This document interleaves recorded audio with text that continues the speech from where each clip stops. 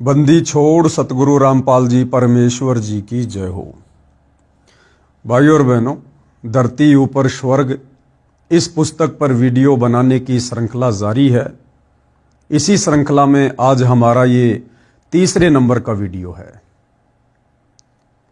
पिछले वीडियो में हमने देखा कि किस प्रकार से धरती के ऊपर स्वर्ग जैसा माहौल स्थापित किया जा सकता है, और जब तक स्वर्ग जैसा माहौल स्थापित नहीं होगा इस पृथ्वी पर शांति नहीं हो सकती।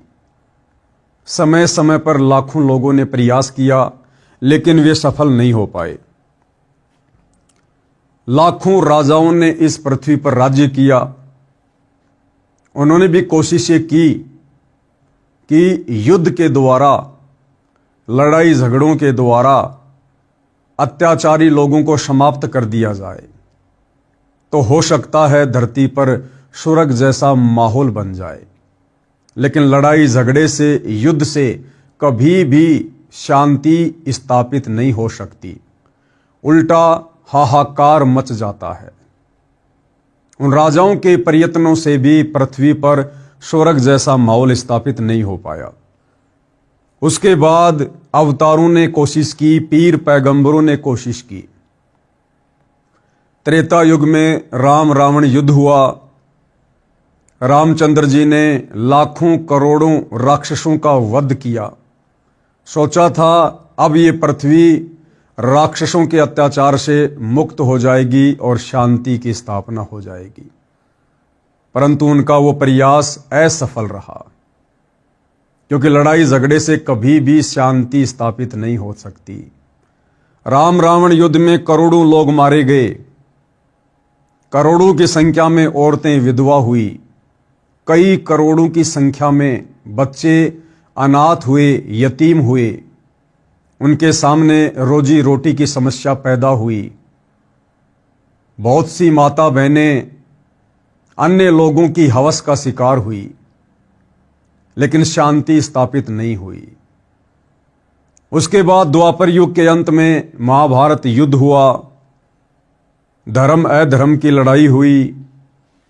श्री कृष्ण जी ने सोचा था कि धरती पर शांति की स्थापना होगी, परंतु नहीं हुई। उस शांति स्थापना के चक्कर में जो युद्ध के माध्यम से, लड़ाई के माध्यम से श्री कृष्ण जी सोच रहे थे, खुद श्री कृष्ण जी का यादव कुल समाप्त हो गया।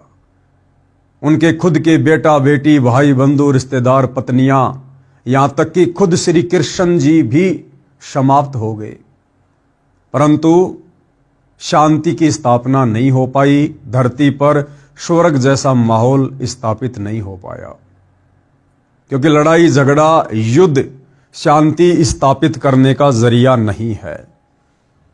धरती पर स्वर्ग जैसा माहौल कब बनेगा, कैसे बनेगा? भाइयों और बहनों, इसकी जानकारी हमें ये पुस्तक दे रही है जिसका नाम है धरती ऊपर स्वर्ग। जब तक हम सत्संगी नहीं बनेंगे, घर घर में सत्संग नहीं होगा, जब तक हम अध्यात्म से नहीं जुड़ेंगे, हम पूर्ण तत्वदर्शी संत की शरण में आकर शास्त्र अनुकूल सत भक्ति नहीं करेंगे, तब तक भाइयों और बहनों धरती पर स्वर्ग जैसा माहौल स्थापित नहीं हो सकता। सतयुग, त्रेता, द्वापर और कलयुग लगभग 5,500 वर्ष बीत चुका है। शांति की बजाय उल्टी अशांति पैदा होती जा रही है।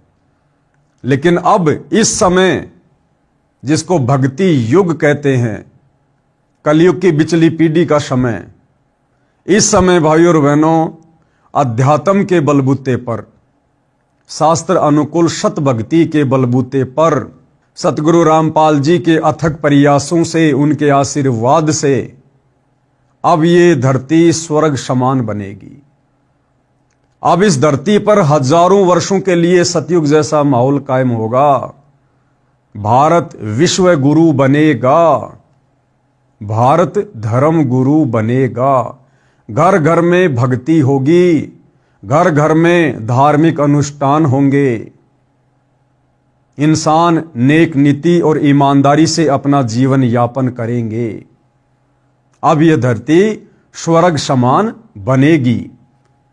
तो इस पुस्तक के ऊपर 2 वीडियो बन चुके हैं। आज हमारा 3रे नंबर का वीडियो है। आगे ये पुस्तक हमें क्या कुछ विशेष जानकारी दे रही है। धरती ऊपर स्वर्ग कैसे बना। हमारे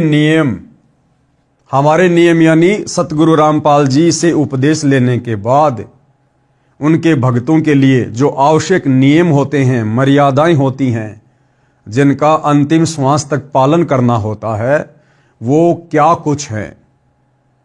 और जो व्यक्ति सतगुरु रामपाल जी से उपदेश लेकर इन तमाम मर्यादाओं में रहकर भक्ति शुरू कर देता है, उस व्यक्ति के लिए, उस परिवार के लिए उसी दिन से ये धरती स्वर्ग समान बन जाती है।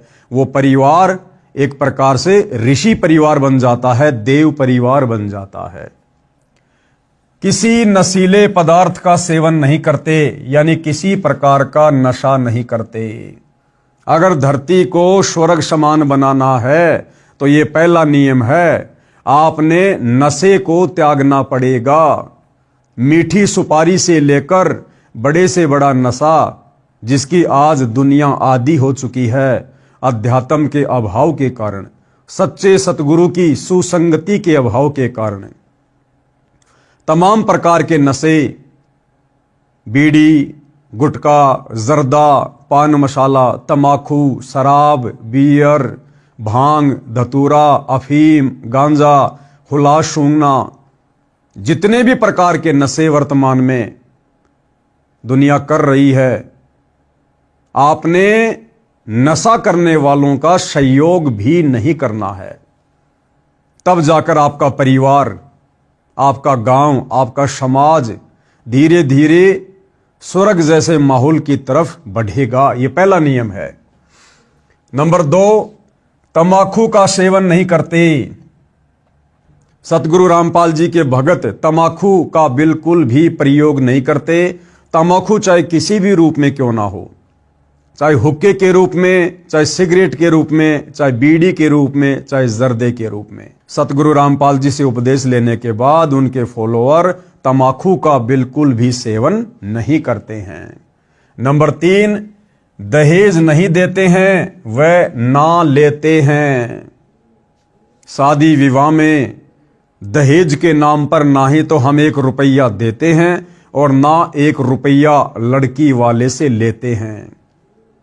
ना दुनिया भर का पाखंड और आडंबर करते हैं जो सामाजिक परंपराओं के तहत की जाने वाले शादी विवाह में होता है, जैसे डीजे बजाना, बैंड बाजा बजाना, दुनिया भर के जेवर गहने बनवाना, पंडित को बुलवाना, घोड़ी पर चढ़कर जाना, बारातियों की भीड़ इकट्ठी कर देना, 56 प्रकार के आइटम तैयार कर देना।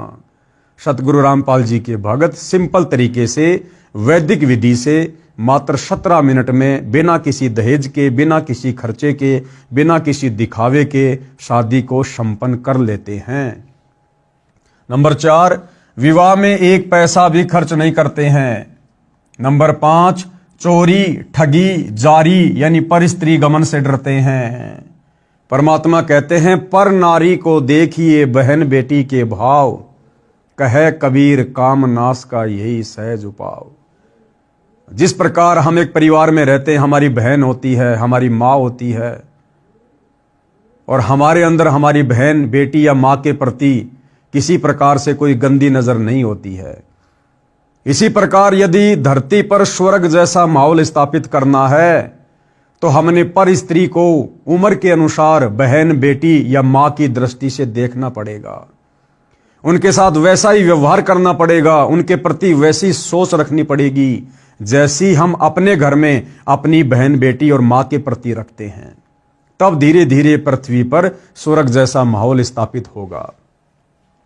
ना रिश्वत लेते हैं ना देते हैं, ना रिश्वत लेते हैं ना देते हैं, अर्थात ना ही तो गलत काम करेंगे और ना गलत कार्य करने में किसी को सहयोग देंगे।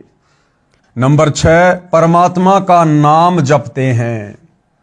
गीता अध्याय 16 श्लोक नंबर 23, उसमें गीता बोलने वाला भगवान कह रहा कि अर्जुन, शास्त्र विधि को त्याग कर मनमाना आचरण जो लोग करते हैं, यानी मनमानी भक्ति करते हैं, मनमाने नाम मंत्रों का जाप करते हैं, उनको किसी प्रकार से कोई सुख प्राप्त नहीं हो सकता, कोई रिद्धि सिद्धि की प्राप्ति नहीं हो सकती, उनका मोक्ष नहीं हो सकता। तो सतगुरु रामपाल जी से उपदेश लेने के बाद हम जितने भी उनके फॉलोअर हैं, हम शास्त्र विधि को त्याग कर मनमाना आचरण नहीं करते, बल्कि शास्त्र अनुकूल भक्ति और धर्म कर्म करते हैं, जिससे हमें शीघ्र उस भक्ति का लाभ मिलता है। नंबर 7, धार्मिक अनुष्ठान गुरु जी की आज्ञा में रहकर करते हैं। जितने भी धार्मिक अनुष्ठान हैं जो वर्तमान में पूरी दुनिया मनमुखी रूप से कर रही है, हमारे आचार्य शंकराचार्य धर्म गुरु भी मनमाने तरीके से अपने स्वार्थ के लिए, चंद पैसों के लिए धार्मिक अनुष्ठान शास्त्र विधि को त्याग कर करवा रहे हैं, जिसके चलते इंसान को वर्तमान भक्ति का, वर्तमान धार्मिक अनुष्ठानों का कोई लाभ प्राप्त नहीं होता है। लेकिन सतगुरु रामपाल जी के भक्ति मार्ग में आने के बाद हम शास्त्र अनुकूल धर्म कर्म ही करते हैं, जिससे हमें तुरंत लाभ मिलता है। ऐसे धरती ऊपर स्वर्ग बना है, कलयुग में सतयुग बनेगा। इस प्रकार से भाइयों और बहनों धीरे धीरे धीरे धीरे शास्त्र अनुकूल सत भक्ति और पांचों यज्ञ, एक यज्ञ है ज्ञान की, दूजी यज्ञ है ध्यान, तीजी यज्ञ है हवन की, चौथी यज्ञ प्रणाम और पांचवी यज्ञ है धर्म की। ये 5 यज्ञ वर्तमान में पूरी पृथ्वी पर केवल सतगुरु रामपाल जी के द्वारा अपने शिष्यों को प्रदान की जाती है। त्रिकाल संध्या पूरी पृथ्वी पर सतगुरु रामपाल जी के द्वारा केवल अपने शिष्यों को दी गई है, और इस विधि विधान अनुसार ये भक्ति इस पूरी पृथ्वी पर केवल सतगुरु रामपाल जी के भगत ही कर रहे हैं। और जिस दिन ये त्रिकाल संध्या, पांचों यज्ञ, शास्त्र अनुकूल सत भक्ति इस पृथ्वी पर घर घर में शुरू हो जाएगी, उस दिन भाइयों और बहनों ऑटोमेटिक धरती पर सतयुग जैसा माहौल हो जाएगा, स्वर्ग जैसा माहौल हो जाएगा। बाकी बातें बनाने से, सरकारों के द्वारा बड़े कड़े कड़े नियम लागू कर देने से, सख्ताई करने से कभी भी धरती के ऊपर स्वर्ग नहीं बन सकता। उल्टी अशांति होगी, हाहाकार मचेगा। सरकार यदि अपराध को रोकने का एक कड़ा कानून बनाएगी, अपराधी लोग 10 नए तरीके और अपराध को बढ़ाने के निकाल लेंगे। ये चूहा बिल्ली का खेल हमेशा बना रहेगा, कभी भी शांति स्थापित नहीं हो पाएगी। तो जितना जल्दी हो सके आप भाई बहन सतगुरु रामपाल जी के प्रवचन, उनके सत्संग जेब से मोबाइल निकालकर यूट्यूब पर देखना शुरू कीजिए। जब तक आप स्वयं नहीं बदलेंगे, आपके विचार नहीं बदलेंगे, जब तक आप खुद शास्त्र अनुकूल सत भक्ति पर नहीं लगेंगे, आपके बच्चे कैसे सुधरेंगे, आपका परिवार कैसे सुधरेगा। और जब आपके बच्चे सुधरेंगे, आपका परिवार सुधरेगा, तो आपको देखकर आपके आड़ोसी पाड़ोसी सुधरेंगे, पूरा गांव सुधरेगा। ऐसे ही एक दिन पूरी पृथ्वी पर यह स्वर्ग जैसा माहौल ऑटोमेटिक उत्पन्न होगा। आगे क्या कह रहे हैं? एक बुद्धिजीवी व्यक्ति ने हमारी व्यवस्था को ठीक से समझा तो बोला। यानी सतगुरु रामपाल जी कह रहे हैं कि एक पढ़ा लिखा बुद्धिजीवी व्यक्ति, उसने जब हमारे इस कबीर पंथ की मर्यादाओं को, नियमों को, भक्ति को अच्छे से समझा, तो उसके बाद उस व्यक्ति के क्या विचार थे। न तो तुम शराब पीते, ना बीड़ी सिगरेट हुक्का पीते, ना दहेज लेते ना देते, तुम जो कमाते हो वह सारी बचत है। जो संत रामपाल जी से दीक्षा ले लेता है उसके तो यूं समझो एक लड़का नौकरी लग गया, इतनी बचत हो जाती है। सही कहा उस व्यक्ति ने। आज हम दुखी क्यों हैं, परेशान क्यों हैं? 24 घंटे इंसान को टेंशन क्यों है? आवश्यकता से अधिक खर्चे, फालतू के खर्चे, व्यर्थ की परंपराओं के पचड़े, शादी आ जाती है, दुनिया भर का दिखावा, दुनिया भर का दहेज, बर्तन, कपड़े, गहने, दुनिया भर की टेंशन व्यर्थ की। उसके बाद नशे, कोई बीड़ी पीता है, कोई शराब पीता है, कोई मांस खाता है, दुनिया भर के खर्चे। लेकिन जब हम सतगुरु रामपाल जी की शरण में आ जाते हैं, उसके बाद हमें पता चलता है कि शास्त्र अनुकूल कर्म क्या है, शास्त्र अनुकूल धार्मिक और सामाजिक कर्म क्या है। हम कोई किसी प्रकार का त्योहार नहीं मनाते, ना होली, ना दिवाली, ना मकर संक्रांति, ना क्रिसमस, ना ईद, कुछ भी नहीं, जो कि खर्चों का कारण है। हम शादी विवाह में दुनिया वालों की तरह फालतू में दिखावा नहीं करते, आडंबर नहीं करते, ढोंग नहीं करते। सिंपल तरीके से 1 रुपया भी नहीं लगता और शादी हो जाती है मात्र 17 मिनट में। संत रामपाल जी के भगत किसी प्रकार का कोई नशा नहीं करते।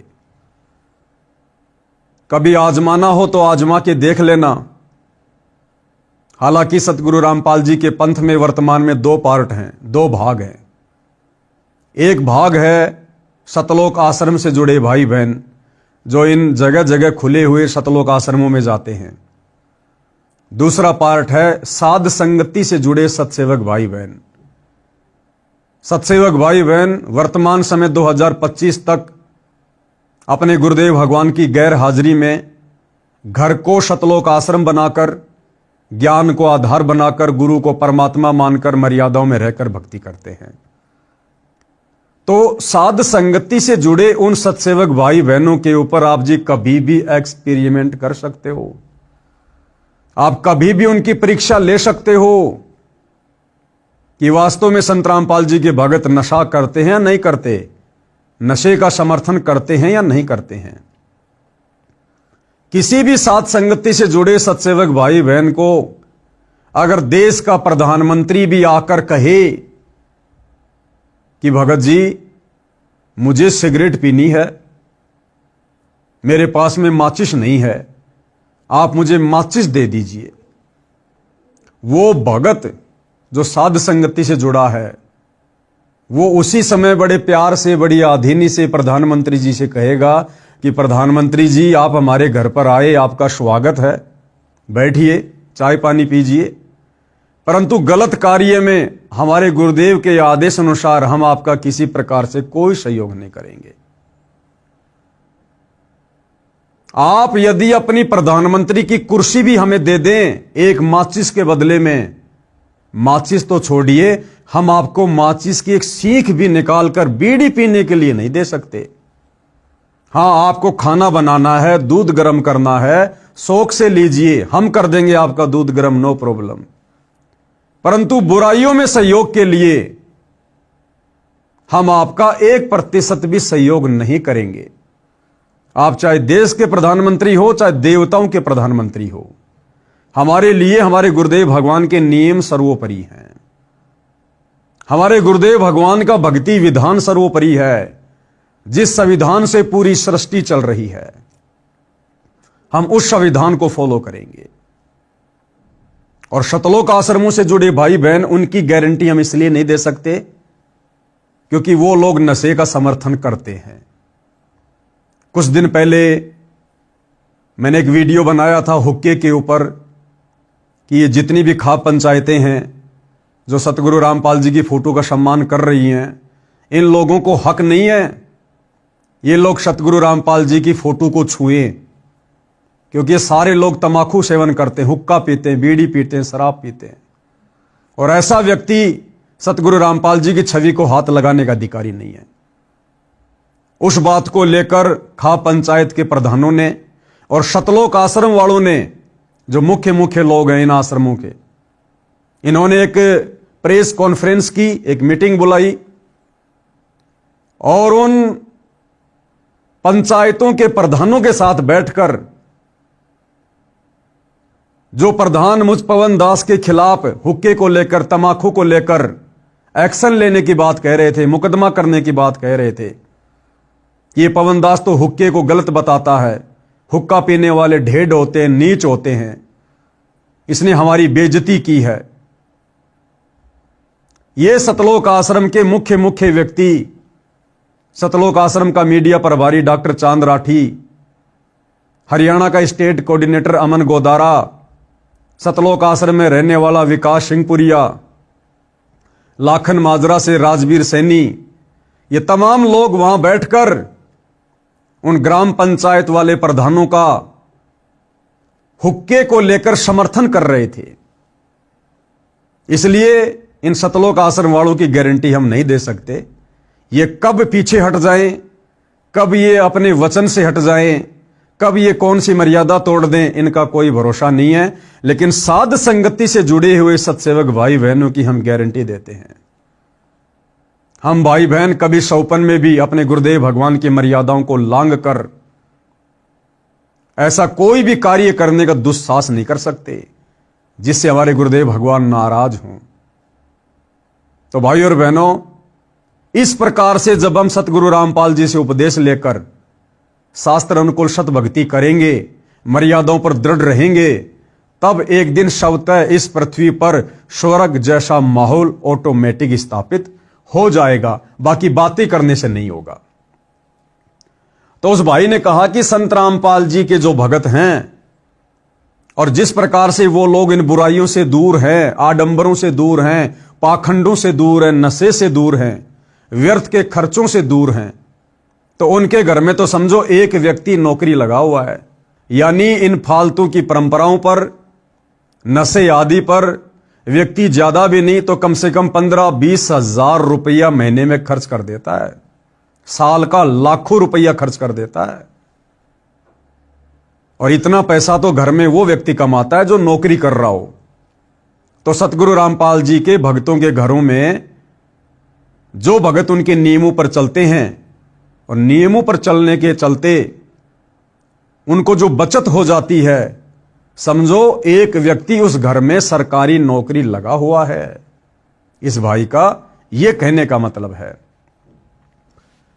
जो संत रामपाल जी से दीक्षा ले लेता है उसको तो यूं समझो एक लड़का नौकरी लग गया, इतनी बचत हो जाती है। मेरा एक बुआ का लड़का है, वह महीने के 60,000 रुपए सैलरी लेता है, सरकारी नौकरी है, शराब सिगरेट पीकर घर का नाश कर रखा था। मैं एक दिन सुबह सुबह उनके घर गया, वह तो नौकरी पर गया था, कहीं पीकर पड़ गया, आया ही नहीं घर। ऐसा कई बार करता था।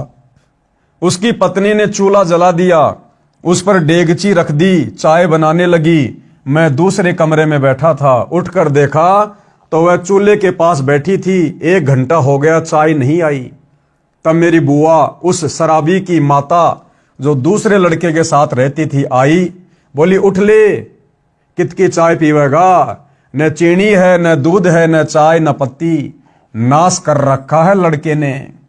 मैं दूसरी बुआ के लड़के के घर गया, वहां चाय पी, कुछ सामान दुकान से खरीद कर उसके घर डालकर आया। उसकी पत्नी रो रही थी, मैं चला गया। 6 महीने बाद फिर जाना हो गया। मैं देखकर आश्चर्यचकित था कि इतना अच्छा मकान रिपेयर, लिपाई, सफेदी करके सुधार रखा था। घर में सब सुविधा का सामान था। मेरी बुआ जी भी वहीं थी, वह बुआ का बेटा भी वहीं था। मैंने पूछा, 6 महीने में ये नरक स्वर्ग कैसे बन गया? यानी तेरे घर का माहौल जब मैं 6 महीने पहले आया तो नरक के जैसा था, अब अचानक से 6 महीने में स्वर्ग के जैसा कैसे बन गया? क्योंकि उसने सतगुरु रामपाल जी के ज्ञान को समझकर उनसे उपदेश ले लिया था और तमाम प्रकार की बुराइयों से अपना पीछा छुड़वा लिया था। और 60,000 रुपए महीने का कमाते कमाते जिस घर में बच्चों को खाने के लिए अच्छे से भोजन भी नहीं मिलता था, पहनने के लिए कपड़े भी नहीं मिलते थे, अब उस व्यक्ति की पूरी सैलरी 60,000 रुपए उस घर में बचत के रूप में आने लगी। बचत के रूप में जो वो नशे में बर्बाद किया करता था। उस भाई ने बताया कि इस गांव में संत रामपाल जी सत्संग करने आए थे। रात्रि 9 बजे का समय था। मैं ड्यूटी से आया, घर पर कोई नहीं था। मुझे पता चला सत्संग में गए हैं। मैं गया तो था अपनी पत्नी को बुलाने, जो बच्चों समेत सत्संग में गई थी। उस दिन कहीं से पीने का जुगाड़ बना नहीं। मैंने भी सत्संग सुना तो मेरी आंखें खुल गई, सारा सत्संग जैसे मेरे ऊपर था। यानी उस दिन अंतर्यामी सतगुरु रामपाल जी उस आत्मा को अपनी शरण में लेने के लिए नशे के ऊपर ही सत्संग कर रहे थे कि भाई नशा तो नाश की जड़ है। नशे ने केवल परिवारों को उजाड़ा है, कभी बसाया नहीं है। और नशेड़ी व्यक्ति के बच्चों पर, उसकी जवान बेटी पर, उसकी स्त्री पर दूसरों की नजर रहती है। घर में कभी शांति नहीं रहती, उसके बच्चे बिगड़ जाते हैं संस्कार के अभाव में। सारा का सारा सत्संग गुरुदेव ने उस दिन नशे के ऊपर किया, क्योंकि उस नशेड़ी आत्मा को परमात्मा ने अपनी शरण में लेना था। गुरु जी को पता भी नहीं था मैं कौन हूं। हालांकि ये उनकी सोच है जो कह रहे हैं कि गुरु जी को पता भी नहीं था कि मैं कौन हूं, लेकिन वे तो अंतर्यामी है, जानी जान है, घट घट की जानते हैं। चीटी पायल बाजे पैर, साहिब सुनता है सब लहर। तो गुरुदेव को तो पता था कि वो आत्मा आ रही है जिस आत्मा को काल ने बुरी तरह से बिगाड़ रखा है। गुरु जी को पता भी नहीं था मैं कौन हूं। मैंने उसी दिन नाम ले लिया, सब बीड़ी शराब वाहियात का खर्च बंद कर दिया। जो कमाता हूं सारी बचत है, न रिश्वत लेने की आवश्यकता, न कंपनी में ओवर टाइम करना। ओवर टाइम वाला पैसा भी नशे में जाता था, उसके स्थान पर अन्य भाई बहनों को रोजगार मिल गया। अब एक चीज का हमें थोड़ा ध्यान देना होगा भाई और बहनों, क्योंकि हमने इन पुस्तकों को पढ़कर शिक्षा ग्रहण करनी है। यहां क्या लिखा गया है? नए कंपनी में ओवर टाइम करना। वो ओवर टाइम क्यों किया करता था? क्योंकि वो नशे का आदी था, गलत बुराइयों में पड़ा हुआ था, इसलिए ओवर टाइम भी किया करता था। अब जब हम सतगुरु रामपाल जी से उपदेश ले लेते हैं तो भाई और बहनों, नशा हम नहीं करेंगे, गलत काम हम नहीं करेंगे, परमात्मा का आशीर्वाद हमारे परिवार पर रहेगा, कमी किसी चीज की होगी नहीं, आवश्यकता के अनुसार परमात्मा हमारी मदद करेगा, अनावश्यक वस्तुओं की हमें जरूरत नहीं। फिर भला भगत को ओवर टाइम करने की क्या जरूरत है? दिन रात काम धंधे में पड़े रहने की क्या जरूरत है? पहले जब हम ओवर टाइम किया करते थे उस समय हमें ज्ञान नहीं था, हमें नहीं पता था कि समय का, श्वासों का सदुपयोग कैसे करना चाहिए। नाम दीक्षा से पहले हमारी एक ही सोच थी कि जिसके पास जितना ज्यादा पैसा होगा समाज में उसकी इतनी इज्जत होगी। पैसा है तो सब कुछ है, वरना कुछ भी नहीं है। लेकिन उपदेश लेने के बाद हमें पता चला कि जिसके घर में भक्ति है तो सब कुछ है, जिसके परिवार पर सतगुरु का आशीर्वाद है तो सब कुछ है, जिसके पास सतगुरु का सतनाम है, नाम है, शरण है, तो समझो दुनिया का सबसे बड़ा धन उसके पास है। कबीरा सब जग निर्धना, धनवंता ना कोई, धनवंता सो जानिए जिसके पास राम नाम धन होए। तो सबसे बड़ा धन है सतगुरु का ज्ञान, सतगुरु का नाम, सतगुरु का आशीर्वाद। तो अब हम भगत भाई बहनों ने ज्यादा से ज्यादा समय सतगुरुदेव भगवान की भक्ति में व्यतीत करना है, सत्संग सुनने में, सुमरण करने में व्यतीत करना है। इसलिए नाम उपदेश लेने के बाद हमने ओवर टाइम करने की कोई आवश्यकता नहीं पड़नी चाहिए। वो ओवर टाइम का समय अब हम परमात्मा की भक्ति में, सुमरण करने में, या सत्संग में, या फिर सेवा करने में लगाएंगे, जिसका प्रतिफल हमें उस ओवर टाइम के बदौलत कई संख्यों गुणा ज्यादा मिलेगा परमेश्वर के दरबार में। क्योंकि नाम उपदेश लेने के बाद हमारा एक अकाउंट खुल जाता है, भक्ति वाला अकाउंट है। हम जो भी दान धर्म सुमरण सत्संग सुनते हैं, अच्छे कर्म करते हैं, धार्मिक अनुष्ठान करते हैं, हमारे भक्ति वाले खाते में वो हमारा भक्ति धन सूक्ष्म रूप में जमा होता रहता है। आप और हमें उसकी भनक भी नहीं है, लेकिन परमात्मा का सिस्टम ऑटोमेटिक है, ऑटोमेटिक सिस्टम है हमारा। जिस प्रकार हम किसी फैक्ट्री में काम करते हैं और हम जितना काम करेंगे, जितना ओवर टाइम करेंगे, या जिस दिन हम फैक्ट्री में नहीं आएंगे वो सारा का सारा जो कैलकुलेशन होता है ऑटोमेटिक जुड़कर और महीने में हमारी सैलरी बन जाती है और उसी हिसाब से फिर उसको महीने में सैलरी मिलती है। तो ये भक्ति रूपी अकाउंट जो सतगुरुदेव ने सूक्ष्म रूप से खोल रखा है, ये ऑटोमेटिक हम जैसा भी करेंगे, जैसे भी हमारे भाव होंगे, श्रद्धा होगी, दान धर्म की रुचि होगी, सत्संग सुनते हैं, सुमरण करते हैं, पांचों यज्ञ करते हैं, ऑटोमेटिक हमारा भक्ति धन सूक्ष्म अकाउंट में ऐड होता रहता है जो हमें दिखाई नहीं देता। जिस प्रकार एक मोबाइल से दूसरे मोबाइल में लाखों करोड़ों रुपया सेकंडों में ट्रांजैक्शन हो जाता है, लेकिन एक मोबाइल से दूसरे मोबाइल में जाते हुए वो पैसा नहीं दिखाई देता। इसी प्रकार जो भी हम भक्ति मार्ग पर करते हैं ऑटोमेटिक हमारी भक्ति वाले खाते में वो जमा होता रहता है। तो सतगुरु रामपाल जी के भक्तों ने उपदेश लेने के बाद ओवर टाइम के चक्कर में नहीं पड़ना चाहिए। ओवर टाइम वाला पैसा भी नशे में जाता था, उसके स्थान पर अन्य भाई बहनों को रोजगार मिल गया, ऋषि जैसा जीवन बन गया। मैं बोला कि खर्च करने की जगह ही नहीं बचती, सब बकवास छूट जाती है। मेरी बुआ के बेटे का घर नरक से स्वर्ग बना मेरी आंखों के सामने है। तो इस प्रकार से भाई और बहनों पृथ्वी का माहौल बदलता है और बदल रहा है। लड़ाई झगड़ों से, युद्ध से, मारकाट से, सख्त कानून बना देने से हम कभी भी धरती को स्वर्ग समान नहीं बना सकते। जब तक हमारी सोच नहीं बदलेगी, हमारे विचार नहीं बदलेंगे, जब तक हम पाप करने से नहीं डरेंगे, बुराइयों से नहीं डरेंगे, तब तक धरती स्वर्ग समान नहीं बन सकती। और ये सब कुछ होगा सत्संग सुनने से, सच्चे सतगुरु की शरण में आकर सत भक्ति करने से, उनके आशीर्वाद से सब कुछ परिवर्तन होगा। केवल कड़े कड़े नियम बना देने से, सरकारों के द्वारा शक्ति कर देने से कभी भी पृथ्वी पर स्वर्ग जैसा माहौल नहीं बनता। प्रश्न फिर आगे किसी ने प्रश्न किया, आप श्रृंगार करना भी बंद करते हो? आभूषण तो स्त्री की शोभा होती है, इज्जतदार व धनवान के घर की बहू बेटी की तो इसी से गरिमा बनती है। ये आपका असूल यानी नियम कुछ जचा नहीं।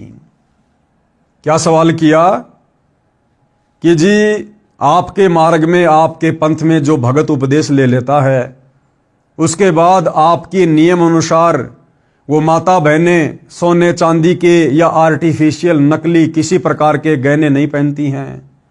जो पुरुष भगत होते हैं वो कोई भी सोने चांदी की चैन या सोने चांदी की अंगूठी वगैरह कुछ नहीं पहनते हैं, ना कोई तड़कीले भड़कीले छोटे छाटे कपड़े पहनते हैं, ना कोई जींस वगैरह पहनते हैं, ना कोई टाइट टी शर्ट पहनते हैं। तो ये सब कुछ क्या, ये गहने वाने पहनना, बढ़िया बढ़िया कपड़े पहनना, ये तो धनवान और इज्जतदार लोगों की पहचान होती है। तो आपका ये नियम हमें कुछ समझ में नहीं आया। तो गुरुदेव भगवान ने उस भोली आत्मा को क्या जवाब दिया? उत्तर, इसका लाभ कोई नहीं और हानि भयंकर है। हम शास्त्रों को आधार मानकर अपनी सब क्रिया करते हैं, जैसे पूर्व में भी बताया था। और सुनो, अब गुरुदेव महाभारत की कथा सुनाकर उस नादान व्यक्ति की शंका का समाधान कर रहे हैं कि भाई ये सोना क्या है, ये सोने चांदी के गहने क्या हैं, और सोने चांदी के गहने आप और हमने धारण क्यों नहीं करने चाहिए। इसका एक शास्त्रीय रीजन है। महाभारत का प्रकरण है, राजा परीक्षित से जुड़ी हुई कथा है। और इस कथा से उन तमाम भगत भाई बहनों ने भी शिक्षा लेनी है। और इस कथा को सुनकर आज से ही किसी भी प्रकार के गहने, चाहे सोने के हों, चांदी के हों, आर्टिफिशियल हों, पहनने छोड़ देने हैं। यदि आपने अपनी भक्ति सफल करनी है, यदि आपने इसी कलयुग की पिछली पीढ़ी में सतगुरु के रहते सहते मोक्ष प्राप्त करना है तो सोना क्यों नहीं पहनना चाहिए। महाभारत में कथा है जो इस प्रकार है। राजा परीक्षित के समय उसके राज्य में बहुत सारी अप्रिय घटनाएं घटित होने लगी। राजा ने ज्योतिषियों से कारण जाना उन्होंने बताया कि कलयुग की शुरुआत हो चुकी है, यह कलयुग के कारण हो रहा है। राजा ने पंडितों से समाधान पूछा तो बताया, हम कलयुग को कील देंगे यानी बांध देंगे, हम उसका अनुष्ठान जानते हैं। राजा परीक्षित ने सब सामग्री मंगाकर कलयुग को समाप्त करने के मकसद से एक अनुष्ठान करवाया। कलयुग परेशान हो गया। राजा परीक्षित से हाथ जोड़कर अपनी जिंदगी की भीख मांगी, कहा मुझे भी कहीं जगह दे दो। राजा परीक्षित ने उसको इस शर्त पर छोड़ा कि तू इन इन स्थानों पर रहना। जब कलयुग का प्रभाव द्वापर युग के अंत में बहुत ज्यादा बढ़ने लगा तो राजा परीक्षित ने अपने धर्म गुरुओं से, ऋषि मुनियों से इसका समाधान चाहा। तो ऋषि मुनियों ने कहा, जी चाहे कितनी बड़ी आपत्ति हो, कितनी बड़ी समस्या हो, भक्ति से दूर होती है। और काल के साथ तो कोई लड़ाई झगड़ा भी नहीं किया जा सकता कि हम उसको तीर से मार देंगे, तलवारों से काट देंगे। तो भक्ति ही एकमात्र विकल्प है, सबसे बड़ा अस्त्र है, शस्त्र है किसी भी बुराई का अंत करने का, किसी पर भी विजय प्राप्त करने का। तो ऋषि मुनियों ने कहा कि महाराज जी धार्मिक अनुष्ठान करवाओ, धार्मिक अनुष्ठान से वो काल बंध जाएगा, विवश हो जाएगा, निष्क्रिय हो जाएगा। और राजा परीक्षित ने ऐसा ही किया, धर्म कर्म बहुत तेज कर दिया, सबसे करवाना शुरू करवा दिया। उसके बाद वो कलयुग दुखी हो गया और कलयुग ने हाथ जोड़कर राजा परीक्षित से कहा कि महाराज मुझे भी तो कहीं रहने की जगह दो, क्योंकि ये कलयुग शुरू हो रहा है और इस कलयुग में मैंने धरती पर आना ही आना है। महाराज यदि आप इसी प्रकार से धार्मिक अनुष्ठान करवाते रहे तो मेरे लिए तो कहीं कोई जगह नहीं बचेगी, तो मुझे भी कहीं रहने की जगह दो। तो राजा परीक्षित ने उसे कहां कहां निवास करने की इजाजत दी, कलयुग यानी काल को। तो काल इस पृथ्वी पर किन किन जगहों पर निवास करता है, किन किन धातुओं में निवास करता है। सबसे पहला शराब सेवन करने वालों के पास। तो राजा परीक्षित ने क्या कहा कि हे कलयुग, हे काल, अगर तुझे मेरे राज्य में रहना है, इस पृथ्वी पर रहना है, तो तू कहां रह सकता है? जहां पर लोग शराब का सेवन करते हैं, जहां पर शराब बनाई जाती है, जिस घर में शराब का सेवन होता है, जो व्यक्ति शराब का सेवन करता है, तू वहां पर निवास कर सकता है। तो भाई और बहनों, जिस परिवार में कोई व्यक्ति शराब पीता है या शराब का ठेका है, शराब की फैक्ट्री है, वहां पर साक्षात काल बैठा हुआ। काल कभी भी कोई भी अप्रिय घटना उन जगहों पर घटित हो सकती है, क्योंकि शराब पीने के बाद इंसान मति भ्रष्ट हो जाता है, राक्षस हो जाता है इंसान। परमात्मा कहते हैं, मांस खाए वो ढेढ़ सब और मद पीवे सो नीच। मद यानी शराब, शराब पीने वाला नीच होता है।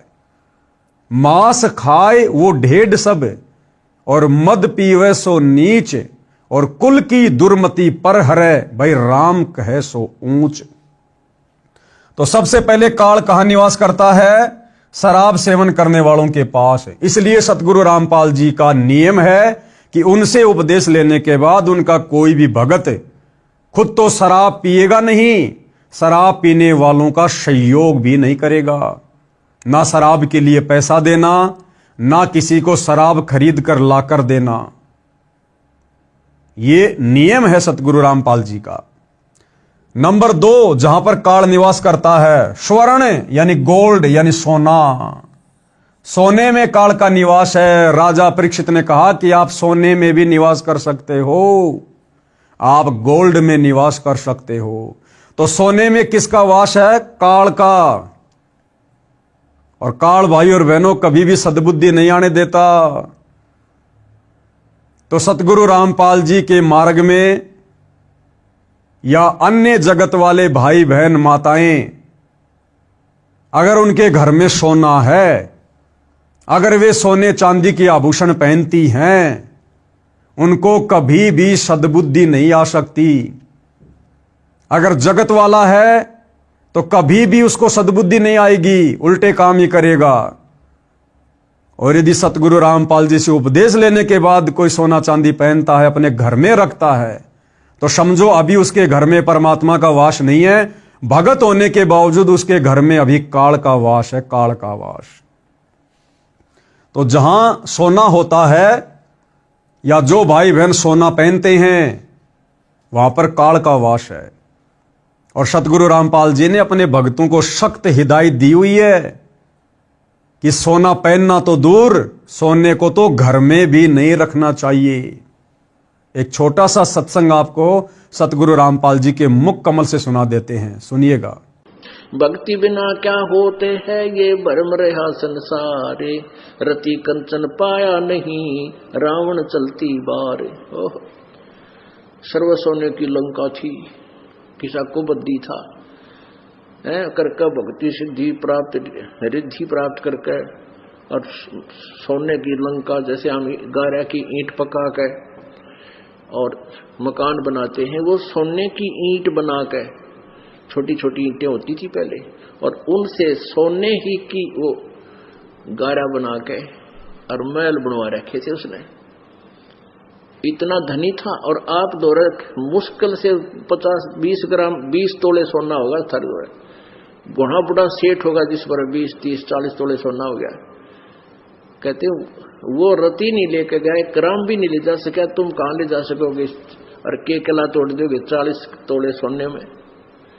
ये तो खाम खागा सर दर्द है। सोना तो घर में बना रखना चाहिए आपने, और ना इसको पहनना चाहिए। क्या फायदा, कान में डाल लिया, कान नाक में डाल लिया, 36 पंगे कड़े बना लिए। परमात्मा ने इतना सुंदर शरीर दे रखे, इस पर आडंबर करने की कति जरूरत नहीं। इसे भगवान रुष्ट होता है। भगवान की भक्ति करें, चाहे किसा भी शरीर है, काला है, गोरा है, जैसा भी मालिक ने दिया है, इसमें हम परमात्मा पा सकते हैं। इस काया का गर्व ना करियो के काला के गोरा रे, और बिना भजन कुछ काम नहीं आवे, चाहे एतर छड़को चारों हो रहे। तो पुणात्माओं धीरे धीरे, क्योंकि हम इतने इस सामाजिक माहौल में हम इतने गहरे चले गए कि वहां से वापस आना अपनी पटरी पे हमारे लिए कठिन हो रहा है। हम दलदल में धस गए। लेकिन परमात्मा का सहारा आपको एक क्रेन का काम करेगा। तो भाइयों और बहनों, ये नियम है गुरुदेव भगवान का, क्योंकि सारे के सारे नियम फॉर्म पर लिखकर, पुस्तक में लिखकर भगत को नहीं दिए जा सकते। नाम दीक्षा के समय हमें जो नियम बताए जाते हैं, जो मर्यादा बताई जाती है, वो केवल शुरुआती हैं। अगर सारे नियम बता दिए जाएं, हम भक्ति भी ना करें। इसलिए हमारी छोटी बुद्धि को देखते हुए सतगुरु ने केवल भक्ति को शुरू करवाने के लिए छोटे मोटे नियम ही हमें दिए फॉर्म पर लिखकर। फिर सतगुरु ने बताया कि बच्चों, जब तुम सत्संग सुनोगे, सत्संग के माध्यम से फिर तुम्हें नियम और मर्यादाओं का पता चलेगा, और जब तुम तमाम प्रकार की नियम और मर्यादाओं को निभाओगे, तब तुम्हारी भक्ति सही प्रकार से सफल होगी। तो सतगुरु रामपाल जी के भक्तों ने यदि सफल करनी है भक्ति और प्राप्त करना है मोक्ष, तो भाई सोना चांदी पहनना तो दूर, सोना चांदी भगत के घर में भी नहीं रहना चाहिए। मान लीजिए कुछ माता बहनें ऐसी हैं जो अपने सास ससुर के पराधीन है, माता पिता के पराधीन है, अपने पति के पराधीन है, और वो कहती है कि हम सोना बेच नहीं सकते। कोई बात नहीं, अगर आपके घर के मुखिया, आपके सास ससुर, आपके पति अगर सोना बेचने नहीं देते हैं, तो कम से कम आपने तो सोना पहनना छोड़ना ही पड़ेगा। उसके लिए चाहे आपको सास ससुर की मार खानी पड़े, चाहे अपने पति की मार खानी पड़े। अगर गुरु वचन निभाना है, भक्ति सफल करनी है, तो भाई संघर्ष करना पड़ेगा। काल आपको इतनी आसानी से मर्यादाओं में रहकर भक्ति नहीं करने देगा। यदि आप सोना बेच नहीं सकती हैं, तो आपने सोने को पहनना छोड़ना पड़ेगा। और यदि आप परिवार की मुखिया हैं, आपके ऊपर किसी का कोई दबाव नहीं है, कोई प्रेशर नहीं है, तो ऐसे में ना आपने सोना पहनना है और ना आपने सोना अपने घर में रखना है। सोने को बेचकर आप परमात्मा की सेवा में लगा सकती हैं। सोने को बेचकर आप परिवार की आवश्यकता का सामान खरीद सकती हैं, बच्चों की स्कूल की फीस भर सकती हैं, उनके कपड़े ला सकती हैं, जो मर्जी वो पैसा फिर आप अपने घर में प्रयोग कीजिएगा, लेकिन सोना पहनना नहीं है। नंबर 3, जुआ खेल में जहां पर जुआ खेला जाता है वहां पर काल का प्रवेश है। इसलिए सतगुरु रामपाल जी के भक्ति मार्ग में जुआ तो छोड़ो, ताश खेलना, और यदि ताश कोई खेल रहा है उनके पास में खड़े होकर या बैठकर देखना भी सख्त मना है। ना जाने कब किस बात को लेकर उन काल प्रेरित लोगों में झगड़ा हो जाए, गाली गलोच हो जाए, किसी की मृत्यु हो जाए, और आप वहां बैठे थे, ताश देख रहे थे, आपको गवाह के रूप में पेश कर दिया जाएगा।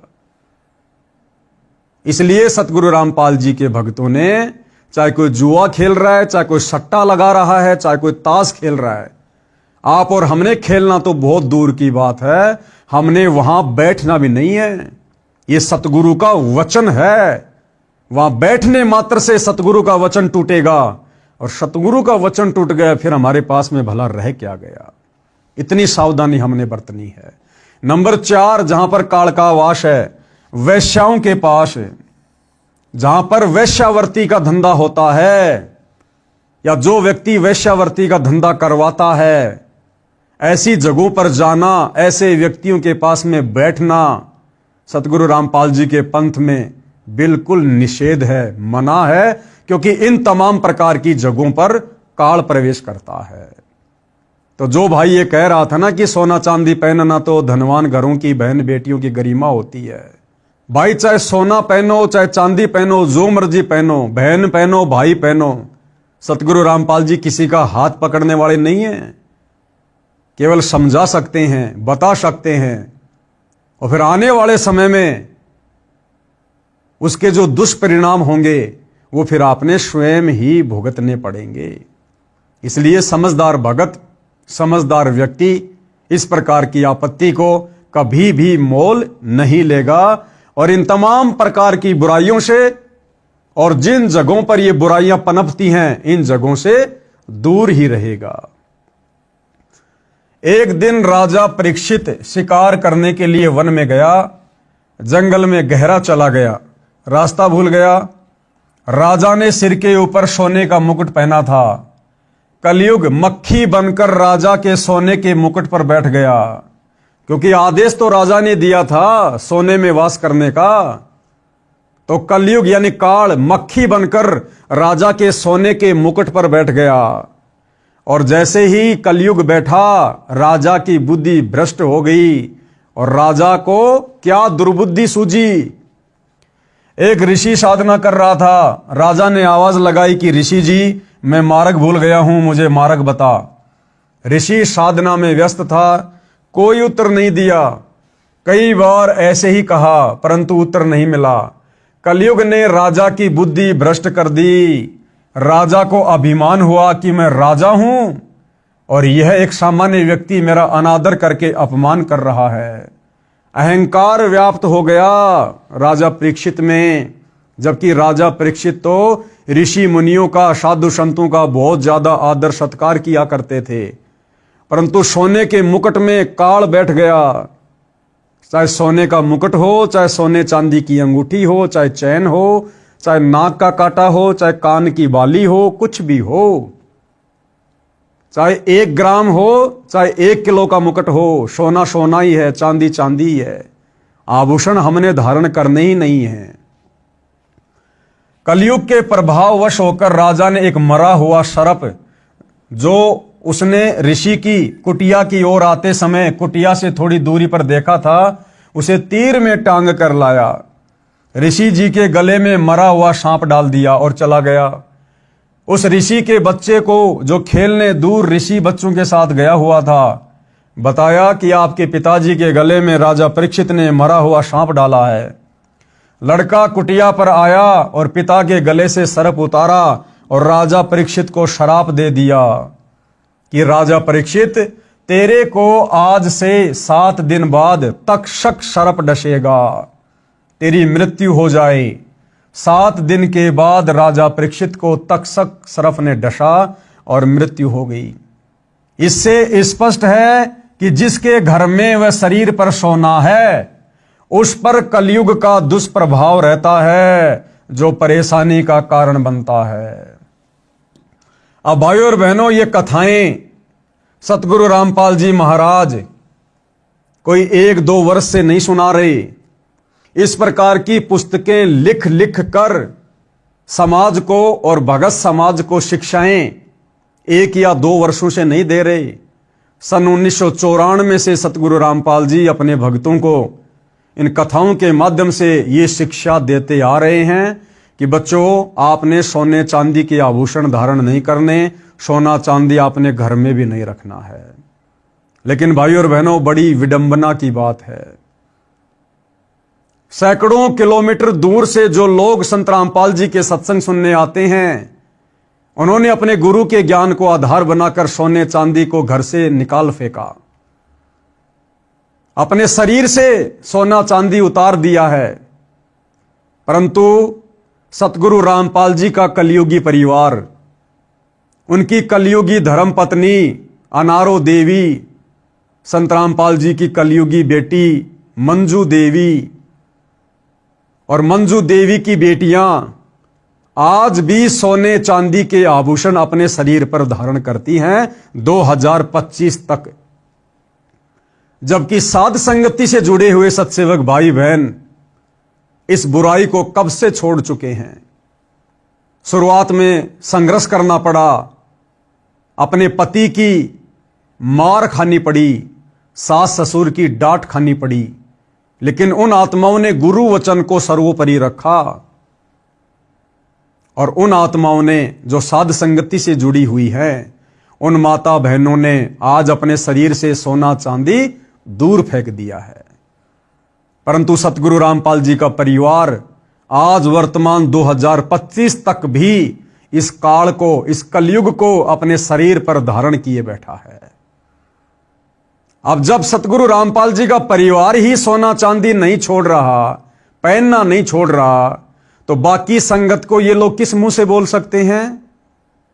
और संगत तो हमेशा भेड़ चाल में चलती है, तो सतलोक आश्रमों से जुड़ी हुई संगत भी ज्यादातर आज भी सोना चांदी अपने शरीर पर धारण करती है। इसलिए मैंने पहले कहा था कि मैं केवल अपने सत्सेवक भाई बहनों की गारंटी दे सकता हूं नियम और मर्यादाओं को लेकर, लेकिन सतलोक आश्रमों से जुड़े हुए भाई बहनों की गारंटी नहीं दी जा सकती। अन्य हानि सोने की, फिर गुरुदेव भगवान बता रहे हैं कि सोना पहनने से अन्य और क्या क्या हानि हो सकती है। नंबर 1, चोरी का भय, हमेशा डर बना रहेगा, कभी चोर गहने चुरा ना ले जाए। माता बहन कहीं यात्रा कर रही हैं, बस या ट्रेन की खिड़की के पास बैठी हैं, उनके कान में बड़े बड़े सोने के कुंडल हैं, अचानक से कोई मनचला व्यक्ति खिड़की में हाथ देकर उंगली फंसाकर उस सोने या चांदी के बाले में खींच लेता है। वो सोना तो गया सो गया, उस माता बहन का कान भी कट गया। या कोई चोरी कर ले जाए, सोने चांदी के लिए कोई व्यक्ति मर्डर भी कर दे। आए दिन हम लोग अखबार में देखते हैं। कुछ दिन पहले सोशल मीडिया पर देखा, एक औरत मजदूरी करने जाती थी, शायद राजस्थान से थी, उसके पैरों में चांदी के मोटे मोटे कड़े थे, क्योंकि राजस्थान में माता बहनें पुराने समय से चांदी के मोटे मोटे कड़े पहनती हैं। तो किसी व्यक्ति ने, क्योंकि कलयुग है भाइयों और बहनों, ज्यादातर को हराम की खाने की आदत है, उस माई के दोनों पैर काट दिए उस चांदी के कड़ों के लिए। वो बेचारी लहू लुहान पड़ी हुई है। तो गुरुदेव भगवान कहते हैं कि चोरी का भय और मौत का भी भय। समाचार पत्रों में पढ़ते हैं, एक बहन सोने की मोटी चैन गले में पहने हुए थी, उसमें एक मोटा पिंडल लगा था, शहर से घर की ओर लौट रही थी। 2 व्यक्ति एक मोटरसाइकिल पर आए, एक ने चैन को पकड़कर झपट्टा मारा, मोटी चैन थी, टूटी नहीं, गर्दन में गड़ गई, जख्म हो गया। दूसरे ने कहा कि ले चाकू, गर्दन काट दे। ये सुनकर उस बहन ने हाथ जोड़कर जीवन की भीख मांगी, चैन निकाल कर दे दी और वो भाग गए। बहन मूर्छित होकर गिर गई। लोग इकट्ठे हो गए, अस्पताल में ले गए, इलाज करवाया, पुलिस बुलाई। जब वह बहन होश में आई तो चिल्लाई कि मारो मत मुझे, चैन निकाल लो। यानी उस समय तक भी वो सदमे में थी। जब होश में आई तो उसको लगा कि वो चैन छीनने वाले खड़े हैं। फिर अचेत हो गई। जब ठीक हुई तब सारी घटना बताई। कर लो दिखावा। बताओ ऐसी घटिया चीज का क्या दिखावा करें जिसको पहनने के चलते हमारी जान पर बनाए। इसलिए सतगुरु रामपाल जी अपने भक्तों को मना करते हैं कि भाई अगर आपने भक्ति करनी है, अगर आपने भगत बनकर रहना है तो आपने इस प्रकार की बकवादों से दूर होना पड़ेगा। हमें साधु की परिभाषा बताई गुरुदेव ने। साधु सोही जो सीधा चाल है, सिंपल तरीके से रहना, कोई मान बढ़ाई नहीं, कोई दिखावा नहीं, कोई अहंकार नहीं। अब माता बहनें सोना पहन लेती हैं, कई भाई मोटी मोटी सोने की चैन पहन लेंगे, अंगूठियां पहन लेंगे कई सोने चांदी की। अब बताओ सोना चांदी कोई दूध दे रहा है क्या? केवल दिखावा। ये दिखावा मान बढ़ाई को पैदा करेगा, ये दिखावा अहंकार को पैदा करेगा। और जिस भगत के अंदर मान बढ़ाई है, अहंकार है, दिखावे वाली सोच है, उस भगत के निकट भगवान 1% भी नहीं है। वो भगत अभी भक्ति के निकट भी नहीं है। तो भाई या तो दिखावा कर लो या भक्ति कर लो, दो नावों में सवारी नहीं चल सकती। सोना जिसे धनवानों की बहु बेटियों की गरिमा बताकर नरक ढोते हैं, वही जान का झाड़ बन गई। गरिमा सड़क किनारे अचेत मिट्टी में पड़ी थी। वो बहन, वो बेटी जिसकी सोने की चैन झपट्टा मारने के कारण गले में जख्म हो गया था, कह रहे थे ना कि ये तो धनवान घरों की बहन बेटियों की गरिमा है। तो गुरुदेव कहते हैं वो गरिमा अब रोड के किनारे मिट्टी में अचेत होके पड़ी हुई है। आदमी उठाकर अस्पताल में ले गए, नहीं तो गर्दन से रक्त निकलता रहता और मर जाती। 30 वर्ष के आसपास आयु की बहन कानों में मोटे मोटे छल्ले बाले पहने हुए थी। वे थे तो नकली परंतु असली लग रहे थे। वह ट्रेन के इंतजार में स्टेशन पर खड़ी थी। 2 झपट्टा मारों की नजर उस पर पड़ी थी। जब रेलगाड़ी आई, गाड़ी में चढ़ने वालों की भीड़ बन गई। वे दोनों उस खिड़की के पास आ गए जिसमें वह बहन चढ़ने के लिए खड़ी थी। भीड़ बहुत थी। बहन डिब्बे में प्रवेश कर गई। सीढ़ियों तक डिब्बा भरा था। गाड़ी 2 मिनट में चल पड़ी। उन दुष्टों ने एक एक कान का छल्ला पकड़ा, झपट्टा मारा, कान फट गए। दोनों ट्रेन से कूद गए। गाड़ी ने स्पीड पकड़ी ही थी। वह बहन चिल्लाई, तब तक ट्रेन दूर जा चुकी थी। डिब्बे के व्यक्तियों ने गाड़ी की चैन खींची। लुटेरे तो जा चुके थे। उस बहन को अस्पताल में ले जाया गया, इलाज करवाया। तब उस बहन ने बताया कि ये कानों के बाले छल्ले नकली थे। ये झूठी शान का दिखावा भी दुख का मूल मंत्र है। आजकल चल रहा है ना गोल्डन पॉलिश वाले सोने के आभूषण, ब्याह शादी में माता बहनें पहन के जाती हैं। यानी जिनके घरों में सोना नहीं होता है, जिन माता बहनों के पास सोने के आभूषण नहीं होते, वो आर्टिफिशियल सोने के आभूषण पहनती हैं जिन पर सोने जैसी पॉलिश की गई होती है। क्या है वो? दिखावा, झूठी मान बढ़ाई। अब इस दिखावे के चक्कर में वो कान के मोटे मोटे बाले जिन पर गोल्डन पॉलिश की हुई थी, उस बहन के लिए जान की आफत बन गए। अरे वो बाड़े कितने के होंगे? 100-200 रुपए के। और बहन के कान फट गए और इलाज करवाने में कई हजार रुपए उसने बर्बाद कर दिए होंगे। और जो पीड़ा सही, जो दुख सहा, वो अलग है। सिर्फ दिखावे के चक्कर में। इसलिए परमात्मा कहते हैं मान बढ़ाई से हैं दूर। कौन? परमात्मा। सतगुरु हमेशा मान बढ़ाई करने वाले, दिखावा करने वाले भक्तों से दूर रहते हैं। मान बढ़ाई से हैं दूर और आजिज के हरि सदा हजूर। और जो आधीन भगत होता है, मान बड़ाई दिखावे से दूर होता है, सिंपल तरीके से रहता है, परमात्मा यानी सतगुरु रामपाल जी भगवान कहते हैं मैं तो उस भगत का भी दास हूं, दास। और वे जो अपने आप में आंडी पाक कर फिर है, दिखावा करता है, कहते हैं उसके तो मैं निकट भी नहीं हूं। सोने को त्याग देने का लाभ। अब क्या कह रहे हैं गुरुदेव कि सोने को त्यागने से क्या लाभ है? ना कोई चोरी का डर रहेगा, ना झपट्टा मारूं का डर रहेगा।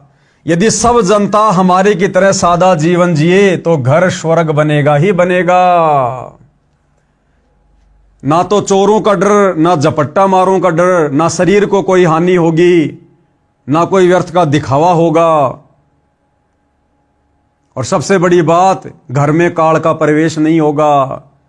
तो सतगुरु रामपाल जी भगवान कह रहे हैं अगर इस प्रकार से मेरे भक्तों की तरह जिस दिन ये सारी दुनिया वाले भक्ति लेकर भक्ति करेंगे, सादा जीवन जिएंगे, तो ये पृथ्वी ऑटोमेटिक स्वर्ग के जैसी बन जाएगी, स्वर्ग समान। और भारत देश विश्व के धनी देशों में प्रथम श्रेणी में खड़ा होगा। कारण विश्व में प्रत्येक देशों की जीडीपी सोने से चलती है। जिस देश के खजाने में जितना अधिक सोना यानी गोल्ड होगा उसकी जीडीपी उतनी अधिक होती है। अंग्रेज भारत पर राज करते थे, बहुत सारा सोना सस्ते में ले गए जो उनकी जीडीपी को ऊंचा बनाए हुए है। भारत के मंदिरों में सैकड़ों क्विंटल सोना रखा है जो किसी काम नहीं आता, अंधश्रद्धा के कारण रखा है। उसे सरकार के खजाने में जमा कराया जाए, सरकार मोल लेती है, भारत का रुपया अमेरिका के डॉलर के बराबर हो जाएगा। उस सोने की कीमत से धार्मिक अनुष्ठान करवाए जाएं, गरीबों की मदद की जाए ताकि दानकर्ताओं को पुण्य मिले। फिर गुरुदेव भगवान सोना चांदी पहनने वालों को समझाते हुए ये व्यर्थ का दिखावा करने वालों को एक छोटी सी कथा के माध्यम से, जो कि पुल्लो बहन की कथा है, पुल्लो माई की कथा, और क्या शिक्षा दे रहे हैं। पुल्लो बाई की नसीहत। एक राजा ने भगतमती पुल्लो बाई के ज्ञान विचार सुने, बहुत प्रभावित हुआ। उस राजा की 3 रानियां थी। राजा ने अपनी रानियों को पुल्लो बाई के विषय में बताया। राजा ने कई बार पुल्लो बाई भगतनी की अपनी रानियों के सामने प्रशंसा की। अपने पति के मुख से अन्य स्त्री की प्रशंसा सुनकर रानियों को अच्छा नहीं लगा, परंतु कुछ बोल नहीं सकी। उन्होंने भगतमती पुल्लो बाई को देखने की इच्छा व्यक्त की। यानी राजा उस साध्वी की प्रशंसा किया करता था अपनी रानियों के सामने, और रानियों को यह सब कुछ अच्छा नहीं लगता था। रानियां यह सोचती थी कि वो पुल्लो बाई जरूर हमसे ज्यादा सुंदर है, हमसे ज्यादा सोने चांदी के गहने पहनती होगी, नए नए वस्त्र पहनती होगी, जिस कारण से राजा उसकी बढ़ाई कर रहा है। लेकिन राजा उस हिसाब से बढ़ाई नहीं कर रहा था। राजा तो उसका जो चरित्र था, उसकी सादगी थी, उसका रहन सहन था, उसका भक्ति भाव था, उस हिसाब से उसकी प्रशंसा किया करता था। लेकिन रानियां समझ नहीं पाई, और रानियां उसकी चर्चा सुनकर व्यर्थ में उस पुल्लो बाई से द्वेष पाल बैठी, ईर्ष्या करने लगी कि वो ऐसी क्या सुंदर स्त्री है, इतनी क्या सुंदर है जो राजा हमारे सामने उसकी बढ़ाई कर रहा है। राजा ने पुल्लो बाई को अपने घर पर सत्संग करने के लिए कहा, तो पुल्लो बाई ने सत्संग की तिथि तथा समय राजा को बता दिया। सत्संग के दिन रानियों ने अति सुंदर कीमती वस्त्र पहने तथा सब आभूषण पहने, अपनी सुंदरता दिखाने के लिए कोई कसर नहीं छोड़ी। रानियों ने सोचा था कि पुल्लो बहुत सुंदर होगी। भगतमती पुल्लो राजा के घर आई। उसने खद्दर का मैला सा वस्त्र धारण कर रखा था, हाथ में माला थी, चेहरे का रंग भी साफ नहीं था। भगतमती पुल्लो को देखकर तीनों रानियां खिलखिलाकर हंसने लगी और बोली कि ये है वो पुल्लो, हमने तो सोचा था कि बहुत सुंदर होगी। उनकी बात सुनकर भगतमती पुल्लो बाई ने क्या कहा, जब वो रानियां पुल्लो बाई को देखकर उसका मजाक उड़ाने लगी। तो पुल्लो बाई ने क्या कहा, भाई गैणा बादा तन की शोभा, यो तन काचो बांडो, और बिना भजन के कुतिया बनोगी, वरना राम भजलो रांडो। क्या कहा, वस्त्र आभूषण तन की शोभा, कि ये जो सोने चांदी के गहने वगैरह तुमने पहन रखे ना, दुनिया भर के तड़कीले भड़कीले जो कपड़े पहन रखे ना, ये केवल तुम्हारे शरीर की सुंदरता और शोभा तक सीमित हैं। आत्मा का इनसे कोई लेना देना नहीं है। गहना बादा तन की शोभा, ये तन काचो भांडो, कि नादानो ये शरीर तो काचा मटका है। जैसे कच्चा मटका होता है, जरा सा ऊपर से नीचे गिर जाए तो फूट जाए, आग में गिर जाए तो जल के मर जाए, पानी में गिर जाए तो डूब के मर जाए, रोड पर एक्सीडेंट में मर जाए, बीमारी से मर जाए, लड़ाई झगड़े में मर जाए। तो संतों ने इस शरीर को, जो हाड़मास का पुतला है, इसको कच्चे मटके की संज्ञा दी है। वस्त्र आभूषण तन की शोभा, ये तन काचो भांडो, और भक्ति बिना बनोगी कुतिया, राम भजो न रांडो। क्या कहा पुल्लो बाई ने, प्यार प्रेम में जैसे दो सखियां आपस में कई दिनों बाद मिलती हैं और आपस में एक दूसरे को रांड कहकर भी संबोधित कर देती हैं। गांव में होता है भाई और बहनों, हम जब छोटे छोटे थे तो हमारी जो बड़ी बड़ी जो बहनें होती थी, आड़ोस पड़ोस वाली होती थी, तो कई बार कोई ससुराल से आती थी, गांव की लड़की से मिलती थी, भैंसों का गोबर डालने जाती थी या कुएं से पानी लेकर आती थी, रास्ते में मिलती थी, तो प्यार प्रेम में बातें किया करती थी कि हे रांड, अब की बार तो तू बहुत दिन बाद आई, तुझे तो हमारी याद ही नहीं आती, ससुराल में जाके रम गई। तो वहां पर रांड कहने का मतलब वो प्यार से कह रही है। हालांकि रांड एक गाली है, लेकिन उस समय वहां पर वो प्यार से कह रही है एक दूसरे को कि हे रांड, अब की बार तो तू बहुत दिनों में आई, लगता हमारे को भूल गई।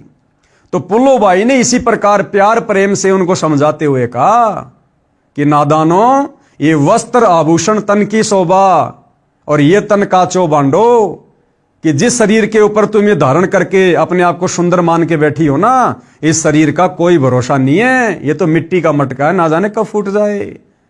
इस शरीर के रहते सहते, इस शरीर की शोभा, इस शरीर की गरिमा, इस शरीर की इज्जत भी इसी में है कि इस शरीर से हम भक्ति कर लें, परमात्मा का नाम जाप कर लें, सच्चे सतगुरु की शरण में आकर सतनाम का जाप कर लें। अगर ये नहीं किया तो अगले जन्म में काल तुम्हें कुतिया बना के छोड़ेगा 184 योनियों में। फिर तुम्हें कौन सोने चांदी के गहने पहनाएगा, कौन तुम्हें महंगे महंगे वस्त्र पहनाएगा, नंगी बन के घूमोगी एक रोटी के टुकड़े के लिए, फिर ऐसी दुर्गति होगी। वस्त्र आभूषण तन की शोभा, ये तन काचो भांडो, भक्ति बिना बनोगी कुतिया, राम भजलो रांडो। भावार्थ, सुंदर वस्त्र तथा आभूषण शरीर की शोभा बढ़ाते हैं। यह शरीर तो नाशवान है, जैसे कच्चा घड़ा होता है, यह शरीर भी क्षणभंगुर है। न जाने किस कारण से, किस उम्र में और कब नष्ट हो जाए, कोड लग जाए तो नष्ट हो जाए। यदि भक्ति नहीं की तो अगले जन्म में कुतिया का जन्म पाओगी, फिर निवस्त्र भटकती फिरोगी, यानी नंगी होकर घूमती रहोगी फिर। इसलिए कहा है रांडो, अर्थात स्त्रियों भक्ति करो। रांड शब्द विधवा के लिए प्रयोग होता है, परंतु सामान्य रीति में स्त्रियां अपनी प्रिय सखियों को प्यार से संबोधित करने में प्यार भरी गाली के साथ प्रयोग किया करती हैं। अब शिक्षित होने पर यह शब्द प्रयोग नहीं होता है। भगतमती पुल्लो बाई ने सत्संग सुनाया और उसके बाद में उस बहन पुल्लो बाई ने उन रानियों को बैठाकर सत्संग सुनाया। हमने छोटी छोटी बातों का ध्यान रखना है भाइयों और बहनों। गुरुदेव भगवान कह रहे कि प्यार प्रेम में सखियां आपस में इस शब्द का प्रयोग करती हैं, रांड का, जो कि यह गाली होती है। सतगुरु रामपाल जी से उपदेश लेने के बाद हमने इस शब्द का किसी भी प्रकार से प्रयोग नहीं करना है, ना प्यार प्रेम में और ना गाली के रूप में। आप और हमारी मर्यादाएं जगत से अलग हैं, विशेष हैं। कबीर परमेश्वर जी की साखियां सुनाई। कबीर हरि के नाम बिना नारी कुतिया होए, यानी जो माता बहन चाहे कितने बड़े परिवार की हो, कितने बड़े खानदान की हो, कितनी सुंदर हो, कितनी बड़ी अधिकारी हो, अगर उसने सच्चे सतगुरु से उपदेश लेकर सत भक्ति नहीं की तो अगले जन्म में काल उसको कुतिया की योनि में डालता है, कुतिया बनाता है, कुतिया। कबीर हरि के नाम बिना नारी कुतिया होए, और गली गली भोकत फिरे भाई टूक न डाले कोई।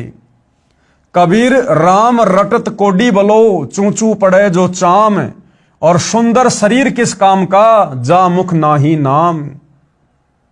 आप कितने बड़े पहलवान हैं, कितने सुंदर हैं, यदि आपके पास में सच्चा नाम नहीं है, शास्त्र अनुकूल भक्ति सच्चे सतगुरु से लेकर आप नहीं कर रहे हैं, तो कहते आपका जीवन व्यर्थ है, व्यर्थ। कबीर नहीं भरोसा देही का, विनस जाए छिनमाही। इस मिट्टी के शरीर का, इस देह का कोई भरोसा नहीं है, किस कारण से और कब और किस समय यह नष्ट हो जाए। विनस जाए छिनमाही, कहते हैं इसका एक ही यूज है, इसका एक ही इसका प्रयोग है। श्वास श्वास में नाम जपो और यतन कुछ नहीं। श्वास ऊ श्वास में नाम जपो, और ये श्वास ऊ श्वास का नाम आज इस पूरी पृथ्वी पर केवल सतगुरु रामपाल जी के पास है।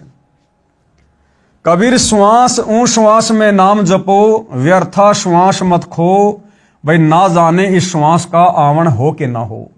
क्यों? क्योंकि ये श्वासें परमात्मा ने हमें गिन कर दी है, काउंट करके दी है, उससे ज्यादा हम एक श्वास भी अपनी मर्जी से नहीं ले पाएंगे। तो जब तक शरीर में श्वास है, सच्चे सतगुरु की पहचान करके, और वे पहचान तो हो चुकी है, सच्चे सतगुरु ने आकर खुद अपनी पहचान बता दी है। लाखों भगत उनके अनुयायी बनकर अपनी श्वासों का सदुपयोग कर रहे हैं। ये उन लोगों के लिए शिक्षा है जो लोग अभी सतगुरु रामपाल जी के संपर्क में नहीं हैं, उनके सत्संग सुनकर उनके भक्ति मार्ग से नहीं जुड़े हैं। गरीब सर्व सोने की लंका थी, रावण से रणधीरम। भाई एक पलक में राज्य गया और जम के पड़े जंजीरम। परमात्मा हमें शिक्षा दे रहे कि नादानो, तुम तो ये छोटे मोटे 2-4 तोले के सोने के आभूषण पहनकर अपने आप को बहुत बड़े शहंशाह मान बैठे हो। कहते हैं लंका का राजा रावण, उसकी तो पूरी सोने की नगरी थी। रावण का महल गुरुदेव भगवान ने बताया सूक्ष्म वेद में 48 किलोमीटर ऊंची रावण के महल की सबसे ऊंची अटारी थी, 48 किलोमीटर। क्योंकि भैया 150 फुट तो उसकी हाइट थी, और कोई बड़ी बात नहीं है। उस समय सिद्धियां थी, सिद्धि शक्ति से वो अपने महलों में ऊपर नीचे आया जाया करते थे। क्योंकि रावण ने अपनी सिद्धि शक्ति से खुद भी उड़कर अपनी सेना को उड़ाकर और देवताओं के ऊपर धावा बोल दिया था। तो इसी प्रकार से वो सिद्धि शक्ति से अपने महल के ऊपर आया जाया करता था। जैसे आजकल लिफ्ट वगैरह लग गई है, उस समय सिद्धि शक्ति से आया जाया करते थे। तो रावण की तो 48 किलोमीटर ऊंची पूरी की पूरी लंका, उसका महल सोने का था, सोने का। कहते अंत समय में बिना भक्ति के वो एक सुई की नोक जितना सोना भी साथ नहीं ले जा सका, और अंत में कुत्ते वाली मौत हुई, दुर्गति से मरा वो बिना भक्ति के। तो आप और हमारी क्या औकात है कलयुग के जीवों की? आप और हमारे शरीर का इतना वजन नहीं है। इतना तो रावण एक बार में पेशाब कर दिया करता था, पेशाब।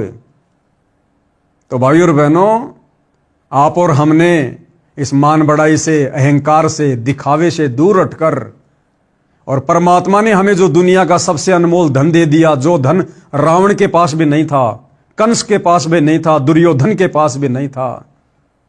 बड़े बड़े ऋषि मुनि महात्मा जंगलों में जा जाकर शरीर को गला गला के मर गए। बड़े बड़े साधु संत महात्मा ऋषि मुनि जंगलों में जा जाकर भक्ति कर करके शरीर को गला गला कर नष्ट हो गए। उनको भी ये धन नहीं मिला जो भक्ति रूपी धन, शास्त्र अनुकूल सत भक्ति रूपी धन आज सतगुरु रामपाल जी ने आप और हमें दे दिया। तो क्या मान बढ़ाई, क्या अहंकार, क्या दिखावा। अब तो अपनी आत्मा का कल्याण करवाना चाहिए, परमात्मा की भक्ति करनी चाहिए।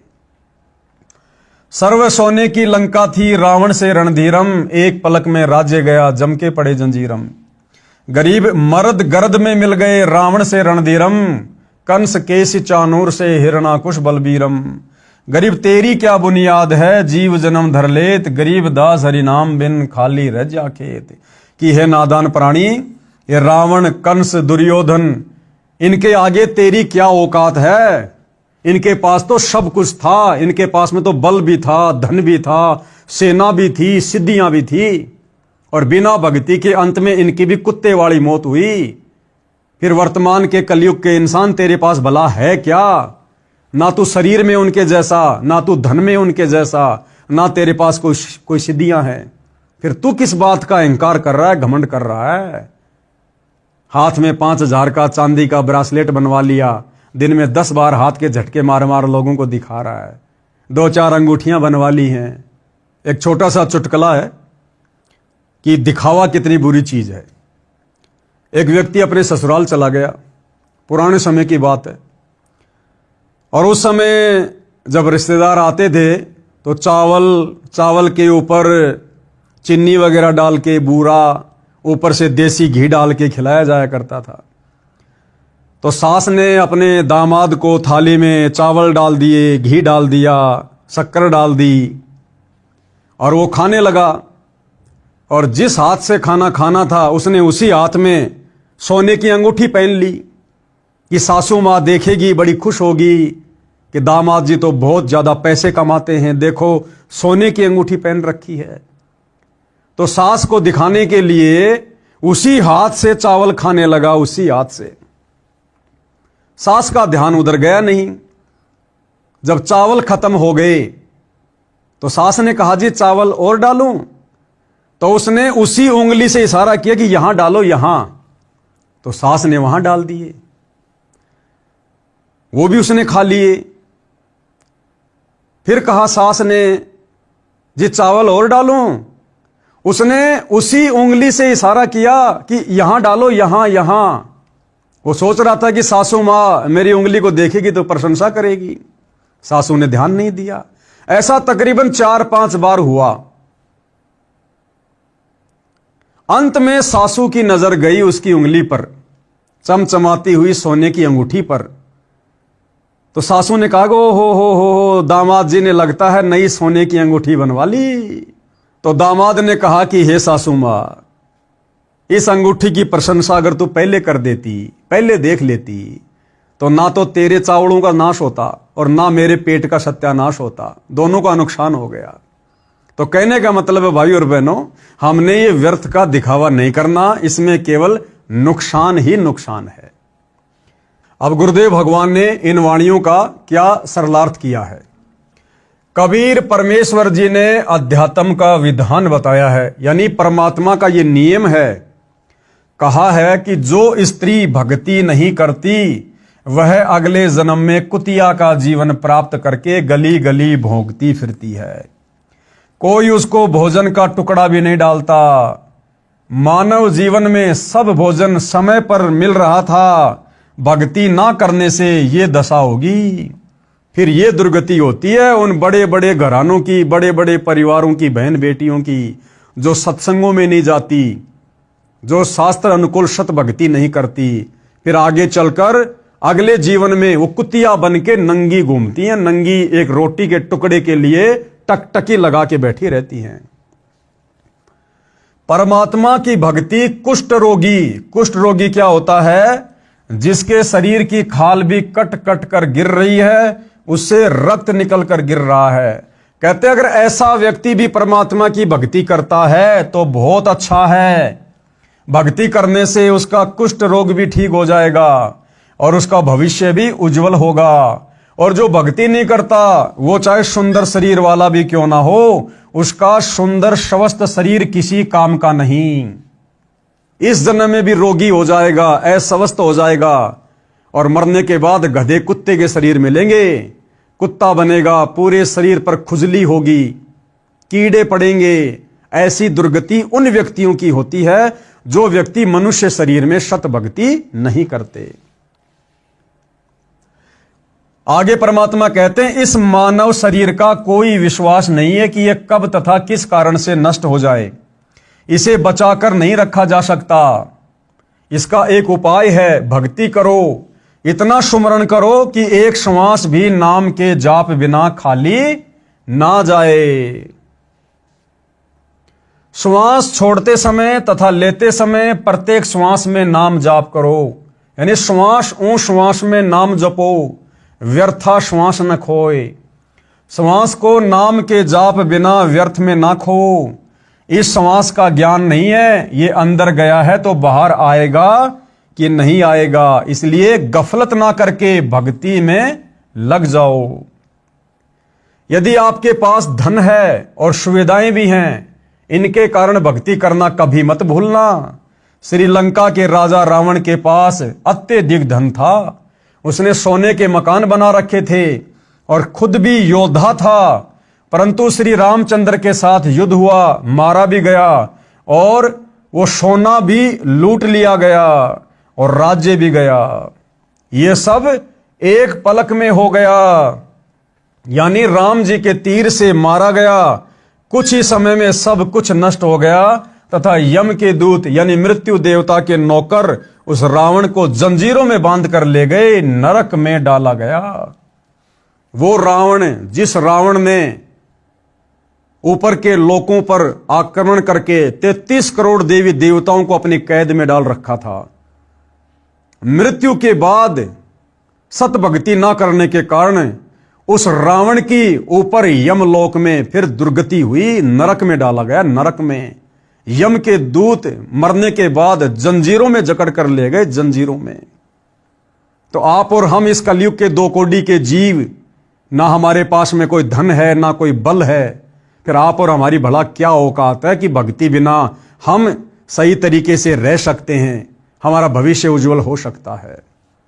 तो रावण की तो सोने की लंका भी लास्ट में लूट ली गई। बहुत सारे भाई बहन अज्ञानता में कह देते हैं कि रावण के मरने के बाद में सोने की लंका का क्या हुआ, वो सोना कहां चला गया। तो दास एक बार सुन रहा था सोशल मीडिया पर, अनिरुद्धाचार्य से कोई सवाल कर रहा था कि जी रावण की मृत्यु के बाद में सोने की लंका का क्या हुआ। तो किसी ने कहा कि सोने की लंका तो जला दी गई थी। सुना था हमने कि हनुमान जी की पूंछ में आग लगाई गई, हनुमान जी ने फुदक फुदक कर पूरी लंका में आग लगा दी और सारी सोने की लंका जल गई। तो फिर किसी ने सवाल किया कि जी हमने सुना सोना तो कभी जलता ही नहीं है, सोना तो जलता ही नहीं है। फिर वो अनिरुद्धाचार्य चुप हो गया। फिर वो कहने लगा कि वो सोना जब वो पिघला तो वो समुद्र में जाके बह गया। यानी अपनी बात को किसी भी प्रकार से नकली धर्मगुरुओं ने ऊपर रखना है। लेकिन भाइयों और बहनों, यथार्थता क्या थी ये परमात्मा ही बता सकते हैं। तो सतगुरु रामपाल जी ने सच्चाई बताई कि रावण की मृत्यु के बाद वो सोने की लंका का क्या हुआ। गुरुदेव ने बताया कई करोड़ों की संख्या में वानर गए हुए थे श्री रामचंद्र जी की ओर से युद्ध करने के लिए, और जब रावण मर गया उसके बाद में वो वानर सोने को उठा उठा कर ले आए थे। कोई 2 किलो लाया, कोई 5 किलो लाया, कोई 10 किलो लाया। इस प्रकार से वो सोने की लंका को लूट लूट कर लेकर आ गए थे। रावण जैसे मर्दाने यानी सूरवीर मिट्टी में मिल गए तथा मथुरा का राजा कंस, उसका प्रसिद्ध पहलवान चाणूर, कंस का नौकर केसी रूपधारी राक्षस तथा हिरण्यकशिपु जैसे बलवान भी भक्ति बिना जीवन व्यर्थ कर गए। हे सामान्य प्राणी, तेरी क्या बुनियाद यानी तेरी क्या औकात है? तू किस आधार से बचेगा? तू कर्मों के अनुसार भिन्न भिन्न जीवों के शरीर धारण कर लेता है। संत गरीबदास जी ने परमेश्वर कबीर जी के बताए ज्ञान से कहा है कि भक्ति ना करने से तेरे को ऐसे हानि होगी जैसे किसान खेत में बीज ना बोने से भूखा मरता है, उसे कोई लाभ नहीं होता। इसी प्रकार इस मनुष्य शरीर में और इस समय परमात्मा धरती पर आए हुए हैं। पूर्ण ब्रह्म परमात्मा सारी सृष्टि के मालिक कबीर देव सतगुरु रामपाल जी के नाम से धरती पर प्रकट हैं सत भक्ति लेकर। अगर इस वक्त हमने इस शरीर से सत भक्ति नहीं की, उनकी शरण ग्रहण नहीं की, तो ये परमेश्वर फिर हमें युगों युगों नहीं संभालेगा और अगले जन्मों में हमारी वो दुर्गति होगी जो ली दी नहीं जाएगी। भगतनी पुल्लों ने इस संसार की वास्तविकता बताई तथा भक्ति बिना होने वाले कष्ट बताए। छोटे से राज्य के टुकड़े को प्राप्त करके आप इतना गर्व कर रहे हो, ये व्यर्थ है। लंका के राजा रावण ने सोने के मकान बना रखे थे। शत भक्ति ना करने से राज्य भी गया, सोना भी यहीं रह गया, नरक का भागी बना। राजा रानियों ने उपदेश लेकर भक्ति की तथा जीवन धन्य बनाया। अपुल्लो बाई के सत्संग सुनकर, इस प्रकार की बातें सुनकर, वो राजा की रानियां जो अपनी सुंदरता को देखकर, अपने गहने आभूषणों को देखकर जो फूला नहीं समाती थी, मान बड़ाई अहंकार में फूली फूली फिरती थी, वो सत्संग सुनने के बाद वास्तविकता से परिचित होकर फिर उन्होंने सादा जीवन जीना शुरू किया और पोलो बाई से उपदेश लेकर उन्होंने भक्ति शुरू की और अपना जीवन धन्य बनाया। महाकष्ट मोल लेते हैं जो व्यक्ति भक्ति नहीं करते, दुनिया भर की बकवाद करते हैं, वो आगे चलकर महाकष्ट मोल लेते हैं। कैसे? एक व्यक्ति ने दीक्षा लेने के बाद बताया कि मेरे साले ने लड़की का रिश्ता करना था, लगभग 10 लाख के सोने के आभूषण बनवाए, कीमती सामान, कपड़े, फ्रिज, एसी, मोटरसाइकिल, सिलाई की मशीन आदि लाकर रखे, जो कानून से बचने के लिए लड़के वालों के घर विवाह से 1 महीना पहले देकर आने थे, क्योंकि विवाह के समय नहीं ले दे सकते, कानूनी गलत है, यानी कानून के आधार से दहेज लेना देना गलत है। इसलिए वो बचने के लिए और सारा का सारा सामान इकट्ठा करके ले आया और वो सामान उसने महीने भर पहले लड़के वाले के घर पर पहुंचाने थे। जिस दिन भेजने थे उसी रात्रि में 10-12 व्यक्ति आए, 4 व्हीलर लेकर गया था, सारा सामान लाद कर ले गए, यानी चोर आए और सारा सामान निकाल कर ले गए। घर वालों ने सोचा कि मंगतराम यानी साले का नाम सामान लेकर जा रहा है, सब सोते रहे। सुबह मंगतराम उठा तो घर खाली था, पता चला तो पेट पकड़कर बैठ गया, भेद भी नहीं लगा। घर गांव से बाहर की ओर था, गांव का अंतिम घर था, कर्ज लिया, इतना ही सामान फिर लाया, हाथों हाथ आगे पहुंचाया। ये गलत रीति रिवाज के कारण महाकष्ट मोल ले रखा है। ऐसी ऐसी अनेकों घटनाएं होती हैं। ये दुख सब पुराने रीति रिवाजों परंपराओं की देन है। यानी आज व्यक्ति जो इतना दुखी है सामाजिक लेन देन में परंपराओं के कारण, ये सब क्यों है? ये पुरानी परंपराएं जो अज्ञानता में हमारे पूर्वजों ने देखा देखी में, भेड़ चाल में अपने ऊपर लागू कर रखी थी। अपने पूर्वजों से देखकर भेड़ चाल में आप और हमने अपने ऊपर लाद रखी थी, और इन्हीं परंपराओं के बोझ तले दबकर आप और हम भी इसी प्रकार से मरकर जाने वाले थे। लेकिन सतगुरु रामपाल जी भगवान ने दया करी, मेहर करी, हमें सत ज्ञान से परिचित करवाया, हमें सत भक्ति प्रदान की और इन व्यर्थ की सामाजिक परंपराओं से हमें दूर किया। ये दुख सब पुराने रीति रिवाजों परंपराओं की देन है जो हमने स्वयं लाद रखा है। हम संत रामपाल जी के अनुयायी इसको नहीं लादते, यानी हम इन परंपराओं के चक्कर में नहीं पड़ते। ये दहेज लेना देना, दुनिया भर के आभूषण वगैरह, कपड़े लत्ते ब्याह शादी में बनवाना, ये पंडित का खर्चा करना, बारात वगैरह लेकर जाना, हम कुछ नहीं करते। बेटी का विश्वास परमात्मा पर दृढ़ करते हैं, जो सत्य भी है कि बेटी जो तेरे भाग्य में होगा वो तेरे को मिलेगा। माँ बाप के लेने देने से तेरा जीवन नहीं चलेगा, तेरी जिंदगी नहीं चलेगी। अगर तू परमात्मा की भक्ति करेगी, मर्यादा में रहेगी, तो परमात्मा भला तुझे किस चीज के भरोसे रहने देगा? जो भगवान राजाओं को राज दे रहा है, देवताओं को देवपद दे रहा है, जब आप उस भगवान की भक्ति करोगी तो भगवान आपके लिए क्या कमी छोड़ देगा? तो हम बेटी को इस प्रकार से समझाते हैं और बेटी को सतगुरु से उपदेश दिलाकर परमात्मा से जोड़ते हैं, फिर बेटी को उसका भाग्य मिलता है। बेटी का विश्वास परमात्मा पर दृढ़ करते हैं, जो सत्य भी है। हमारी बेटियों तथा बेटों में परमात्मा के संविधान की पूर्ण रूप से समझ है, यानी भक्तों के बच्चे भी सतगुरु से उपदेश लेकर सत्संग सुनकर परमात्मा के विधान से पूर्णतया परिचित हैं। ना भगत का बेटा शादी के समय डिमांड करता है और ना ही बेटी का बाप रमेणी यानी शादी के समय 1 रुपया लड़के वाले को देता है, और दोनों खुश रहते हैं। संत गरीबदास जी गांव छुडानी जिला झज्जर हरियाणा वाले ने कहा है, तुमने उस दरगाह का महल नहीं देखा, धर्म राय के तिल तिल का लेखा। तुमने यानी है इंसान उस दरगाह यानी परमात्मा के दरबार का जहां पर सबका न्याय होता है, ब्रह्मा विष्णु महेश का, देवी देवताओं का, जहां पर सबका न्याय होता है। कहते तुमने उस भगवान का दरबार नहीं देखा, वहां पर तिल तिल का लेखा है। अगर किसी से व्यर्थ में लिया, किसी को व्यर्थ में दिया, वो चाहे किसी परंपरा के तहत हो, चाहे किसी रिवाज के तहत हो, कहते हैं वो चुकाना पड़ेगा अगले जन्मों में। अर्थात संत गरीबदास जी ने कहा कि आपने धर्मराय यानी परमात्मा का न्यायाधीश का महल न्यायालय नहीं देखा, जहां पर एक एक तिल यानी दाने दाने पैसे पैसे का लेखा यानी अकाउंट होता है। एक कथा जो सब शंकाओं का समाधान कर देगी। अब इसी विषय पर गुरुदेव भगवान हमें एक कथा सुना रहे हैं। एक लेवा एक देवा दूतम, कोई किसी का पिता न पूतम। इस संसार में कोई किसी का बाप बना हुआ है, कोई किसी का बेटा बनकर जन्म रहा है, कोई किसी की मां है, कोई किसी की बेटी है। यानी आपस में हम जितने भी रिश्ते नातों में बंधे हुए हैं, ये क्या है भाई और बहनों? ये हमारे पूर्व जन्मों के संस्कार हैं। ये संस्कार क्यों बने, कैसे बने? इसी प्रकार एक दूसरे से लेने देने के चक्कर में बने। किसी का हमने खा लिया, किसी ने हमारा खा लिया, और ये सोचकर निश्चिंत बैठे थे कि बस कुछ नहीं होगा। लेकिन तुमने उस दरगाह का महल नहीं देखा, धर्मराय के तिल तिल का लेखा।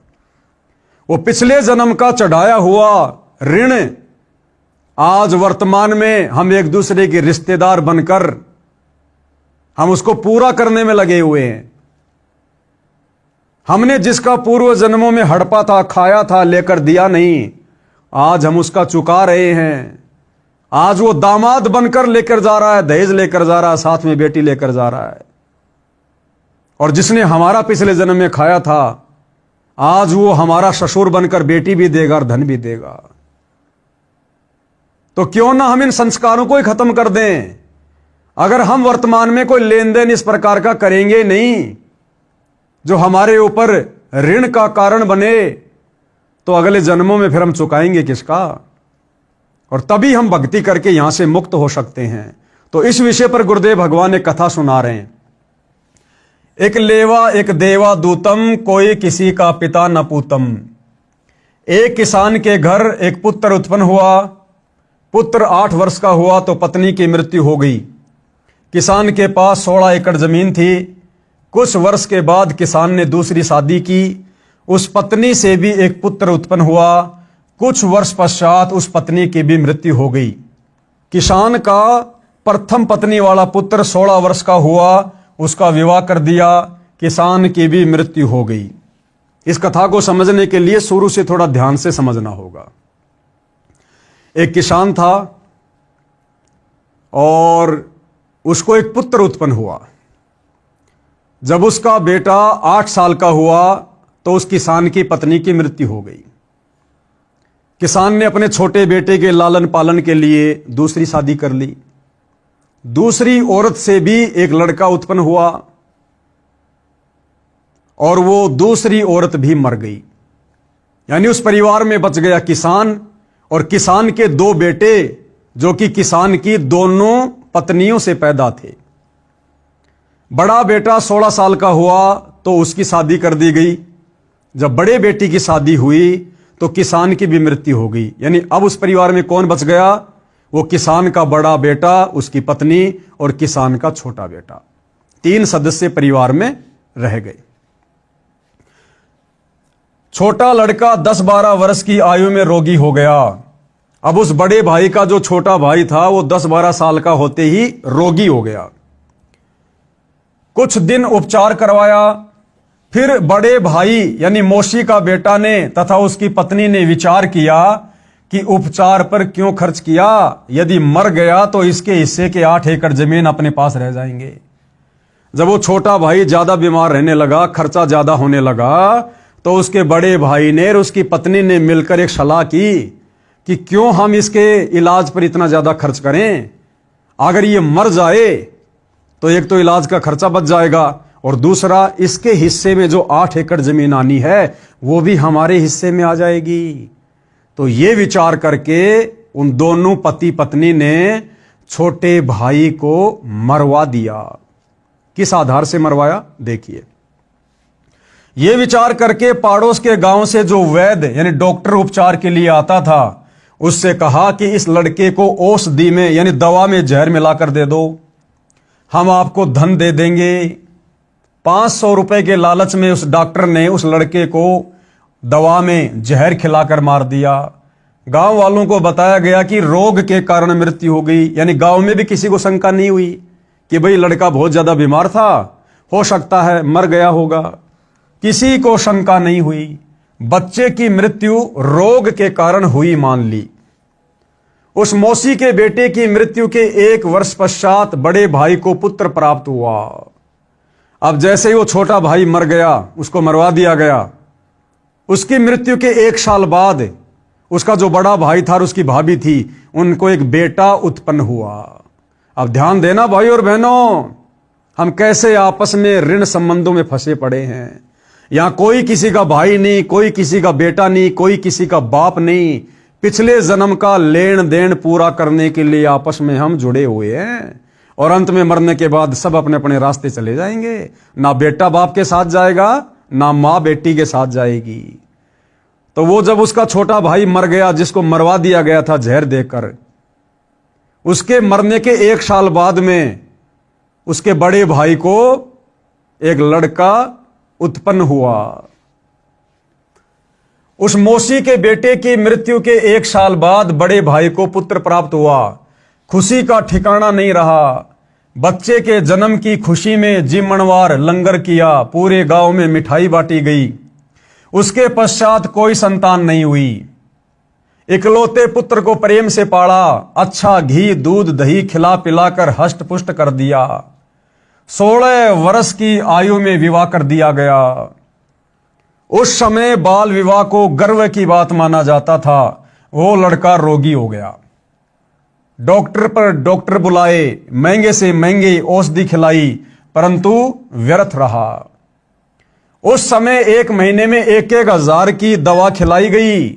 हीरा तथा मोती भस्म भी औषधि में खिलाकर लड़के को खिलाया गया, जिस कारण से 8 एकड़ जमीन भी बेचनी पड़ी।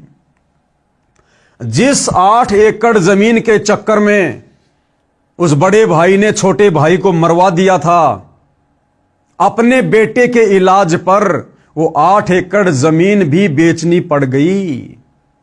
और भाइयों और बहनों, वो लड़का कौन था जो उस घर में पैदा हुआ था?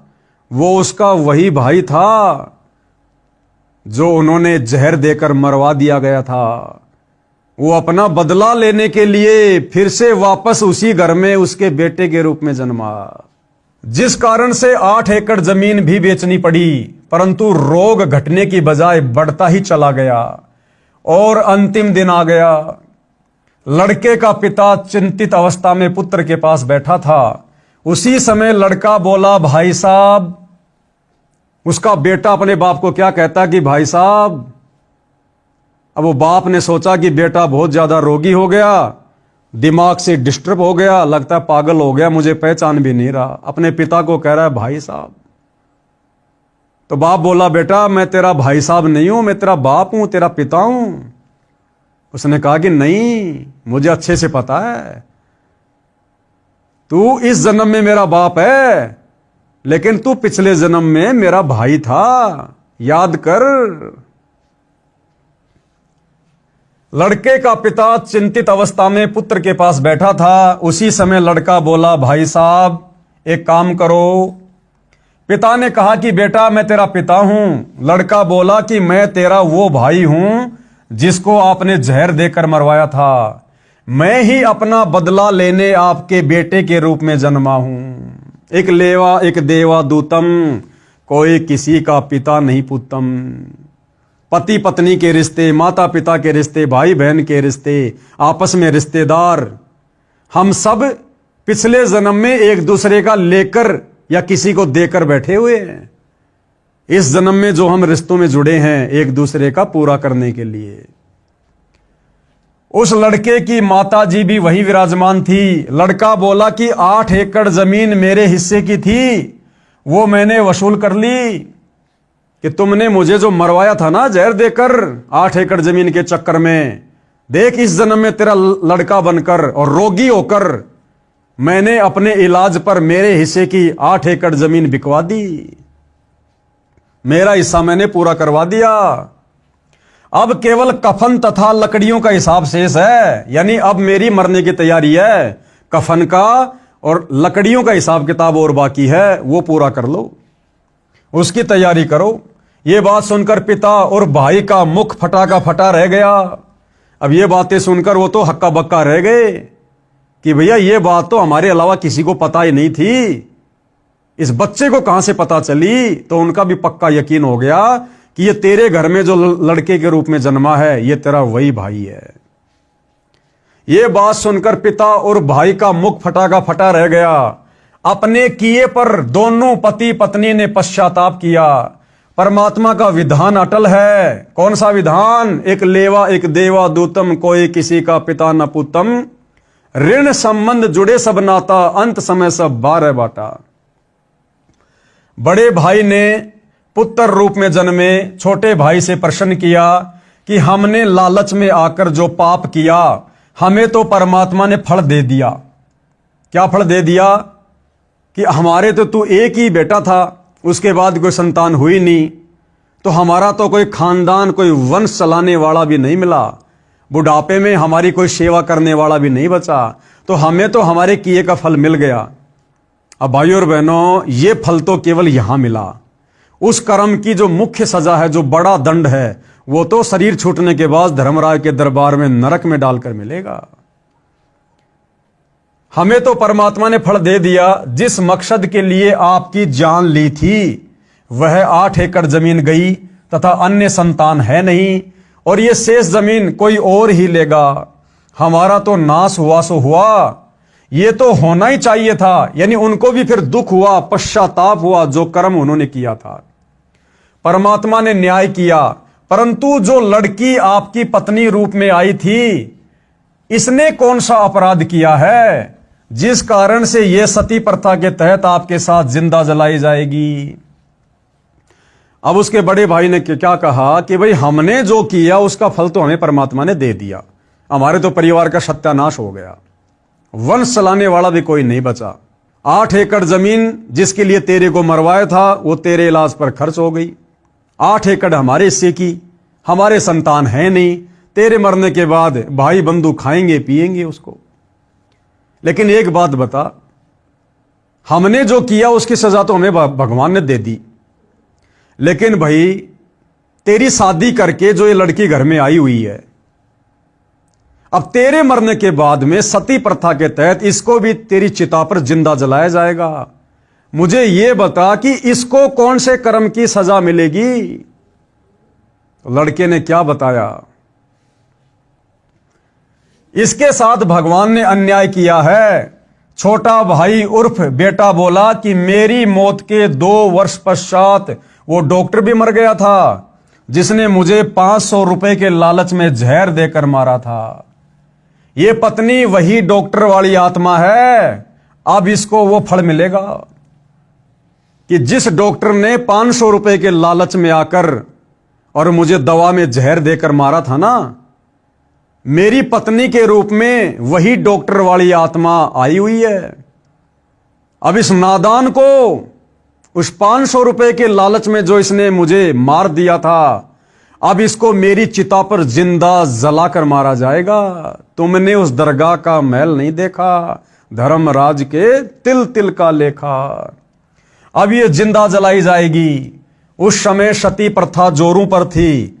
पति की मृत्यु के बाद पत्नी को जिंदा उसी चिता में जलाया जाता था। अब समझाना क्या चाहते हैं भाई और बहनों हमें गुरुदेव भगवान? प्रिय पाठ को विचार करो, परमात्मा की दृष्टि से कुछ नहीं छुपा है। जैसा करेगा वैसा भरना पड़ेगा। प्रत्येक परिवार इसी प्रकार संस्कार के कारण एक दूसरे से जुड़ा है। कोई पूर्व जन्म का कर्ज उतारने के लिए जन्मा है तो कोई पूर्व जन्म का कर्ज लेने के लिए जन्मा है। अनेकों उदाहरण है। कैसे? पिता ने लड़के को पढ़ाया, शादी से 2 दिन पहले दुर्घटनाग्रस्त होकर मर गया। वह अपना कर्ज पिता से लेने आया था। बेटा जवान हुआ, कार्य करके निर्वाह करने लगा। पिता रोगी हो गया, लाखों रुपए लगे, व्यर्थ रहे और मर गया। ये पिता पिछले जन्म का कर्ज लेने आया था, कुछ देने आया था।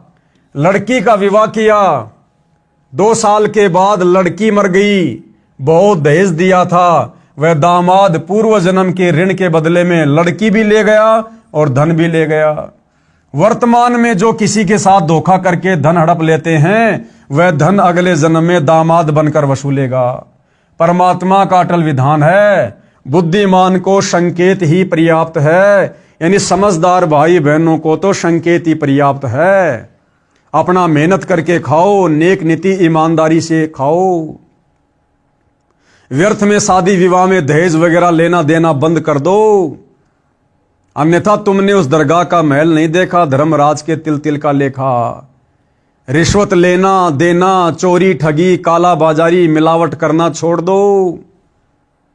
ये चुकाना पड़ेगा यहीं भी और अगले जन्म में भी। गधा कुत्ता शुअर बनकर उस व्यक्ति के घर में बैल बनकर आएगा, ऊंट बनकर आएगा, सारा दिन खेत में काम करेगा, वो चुकाना पड़ेगा। किसी के घर में भैंस बनकर जन्मेगा, किसी का गधा बनकर जन्मेगा, सारा दिन मिट्टी ढोएगा, वो पिछले जन्म का कर्जा पशु योनि में भी चुकाना पड़ेगा। तो समझदार व्यक्ति कभी ऐसी आपत्ति मोल नहीं लेता। उपरोक्त केवल कथा नहीं है, यह हकीकत है। कोई ये कहता है कि ये तो डराने के लिए कथा बनाई है, किसने देखा है क्या होगा। तो गुरुदेव कह रहे हैं जैसे चोर को कोई व्यक्ति समझाते हैं कि भाई चोरी मत किया कर, जब पकड़ा जाएगा तो पहले तो जनता पिटाई करेगी, फिर पुलिस पीटेगी और जेल में भी कष्ट उठाना पड़ेगा। अब यदि कोई कहे कि ये तो चोर को डराने के लिए कहा है, किसने देखा है कि आगे क्या होगा। तो गुरुदेव क्या कह रहे हैं, विचार करो कि चोर को सच्चाई से अवगत करवाकर डराया है और सच्चाई भी है। अब ये बात कहकर चोर को डरा भी दिया, अगर वो डर जाएगा, चोरी छोड़ देगा तो बच जाएगा। और ये हकीकत भी है, चोर पकड़ा जाएगा तो फिर क्या क्या होता है। तो भैया यदि हमें परमात्मा के विधान का ज्ञान नहीं है तो क्या परमात्मा का विधान बदल जाएगा? ये तो महापुरुषों ने बताया है, शास्त्रों में लिखा हुआ है। हमारी आंखों के सामने ऐसी घटनाएं आए दिन घटित हो रही हैं। अरे हम इंसान हैं, बड़ा अच्छा खाते हैं पीते हैं, मौज मस्ती से परिवार में रहते हैं, गर्मी सर्दी से मकान बनाकर अपना बचाव कर रखा है। और ये दुनिया भर के जंगली जानवर, क्या उनको दुख नहीं होता? क्या उनको ठंड में ठंड नहीं लगती? क्या गर्मियों में गर्मी नहीं लगती? क्या जानवरों को, पशु पक्षियों को भूख नहीं लगती, प्यास नहीं लगती? क्या उनकी डंडों से पिटाई होती है तो क्या उनको दर्द नहीं होता? क्या उनके पैरों में कांटे चुभने से दर्द नहीं होता? वो इतना कष्ट क्यों उठा रहे हैं? एक ऊंट एक बैल सारा दिन खेत में हल में जुतकर क्यों इतना कष्ट उठा रहा है? क्यों उसके नाक में रस्सा डालकर खींचा जाता है? हमारे नाक का बाल भी उखाड़ दिया जाए तो कितना दर्द होता है।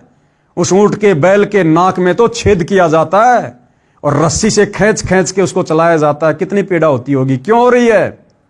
वो पिछले जन्म का कर्जदार, उसने उस किसान का पिछले जन्म में पैसा लेकर दिया नहीं, या पिछले जन्म में उसने दहेज लिया था, इस जन्म में अपने ससुर का पैसा, वो ससुर बन गया किसान, दामाद बन गया ऊंट, और ऊंट बनकर खेत में मेहनत करके पिछली बार जो सामान ले गया था दहेज में, अब वो खेत में हल में जुतकर और अपना पुराना हिसाब किताब चूकता कर रहा है। तो भैया परमात्मा सब देख रहा है। परमात्मा के दरबार में कभी अन्याय नहीं होता, वहां केवल न्याय होता है। यहां तो हम 100 प्रकार के तरीके अपनाकर बच जाते हैं, लेकिन परमात्मा के दरबार में उसके संविधान से नहीं बच सकते। यदि चोर सच्चाई से डरकर चोरी करना त्याग देगा तो उसकी भलाई है। यदि कहेगा कि किसने देखा है, आगे क्या होता है, देखा जाएगा, उसके बाद वह सब गुजरेगी जो पहले बताई गई थी। इसी प्रकार जो उपरोक्त कथा को केवल समझाने डराने के लिए ही मानेगा तो उसका दुर्भाग्य होगा। इसको इतनी सत्य समझना जैसे चोर को शतरक किया है, यानी कर्मों का फल भाई भुगतना पड़ेगा। ये अटल संविधान है परमात्मा का, चाहे राजा हो चाहे रंक हो। और इन कर्मों के फल से यदि आप बचना चाहते हैं, अपना बचाव करना चाहते हैं, तो भाई वर्तमान में सुनहरा अवसर है। कर्मों को काटने वाला, बंधनों के कर्मों को काटने वाला बंदी छोड़ कबीर भगवान संत रामपाल जी के नाम से धरती पर प्रकट है। हमारे आपस के जन्म जन्मांतरों के कर्म, ऋण संस्कार चाहे कितने ही उलझे हुए क्यों ना हो, जिनके चलते हम असंख्य बार गधे कुत्ते बनने होंगे, आज यदि हम सतगुरु रामपाल जी की शरण में आकर मर्यादा में रहकर सत भक्ति शुरू कर देते हैं, तो सतगुरु रामपाल जी अपनी आध्यात्मिक शक्ति से, अपने आशीर्वाद से हमारे जन्म जन्मांतरों के कर्म संस्कारों को, ऋण संबंधों को समाप्त कर देते हैं।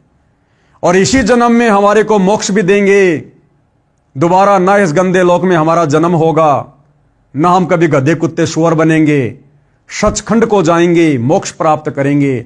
और इसके अलावा कोई बचाव नहीं है, कोई विकल्प नहीं है। लेखक ने यह कथा सन 1978 में एक पशुओं के डॉक्टर से सुनी थी, जो किसान के 2 पुत्रों वाली कथा ऊपर बताई है। वह इस कथा को अपने पास बैठने वाले को अवश्य सुनाता था, परंतु अमल कतई नहीं करता था। 10 रुपए की दवाई देकर 4 डिस्टिल्ड वाटर के इंजेक्शन लगाकर 200-300 रुपए वसूलता था। फिर शाम को मिलता तो अपने कारनामे भी बताता था कि यदि कम रुपए लूंगा तो भैंस वाला यह समझेगा कि अच्छी दवाई नहीं दी। भैंस को शवस्त तो 10 रुपए की दवा से ही हो जाना था। विचार करें कि ऐसे व्यक्तियों की कथनी और करनी में क्या अंतर है, तो उनके द्वारा सुनाई इन कथाओं का अन्य पर कैसे प्रभाव होगा। अर्थात ये कथा सुनाने का अधिकारी वही है जो खुद इन कथाओं पर अमल करता हो, इन कथाओं को समझकर अपने जीवन सफर पर चलता हो। ऐसे व्यक्ति के मुख से सुनकर ही सामने वाले पर असर होगा। यानी मैं सारे काम उल्टे करूं और आपको यह कथा सुनाऊं भगत बनाने वाली, तो मेरे द्वारा बताई गई, समझाई गई कथाओं का, कहानियों का सामने वाले पर किसी प्रकार का कोई असर नहीं होगा। इसलिए वो खुद भी फिर परमात्मा का दोषी बन जाता है, जो इन कथाओं को सुनाता है लेकिन खुद अमल नहीं करता।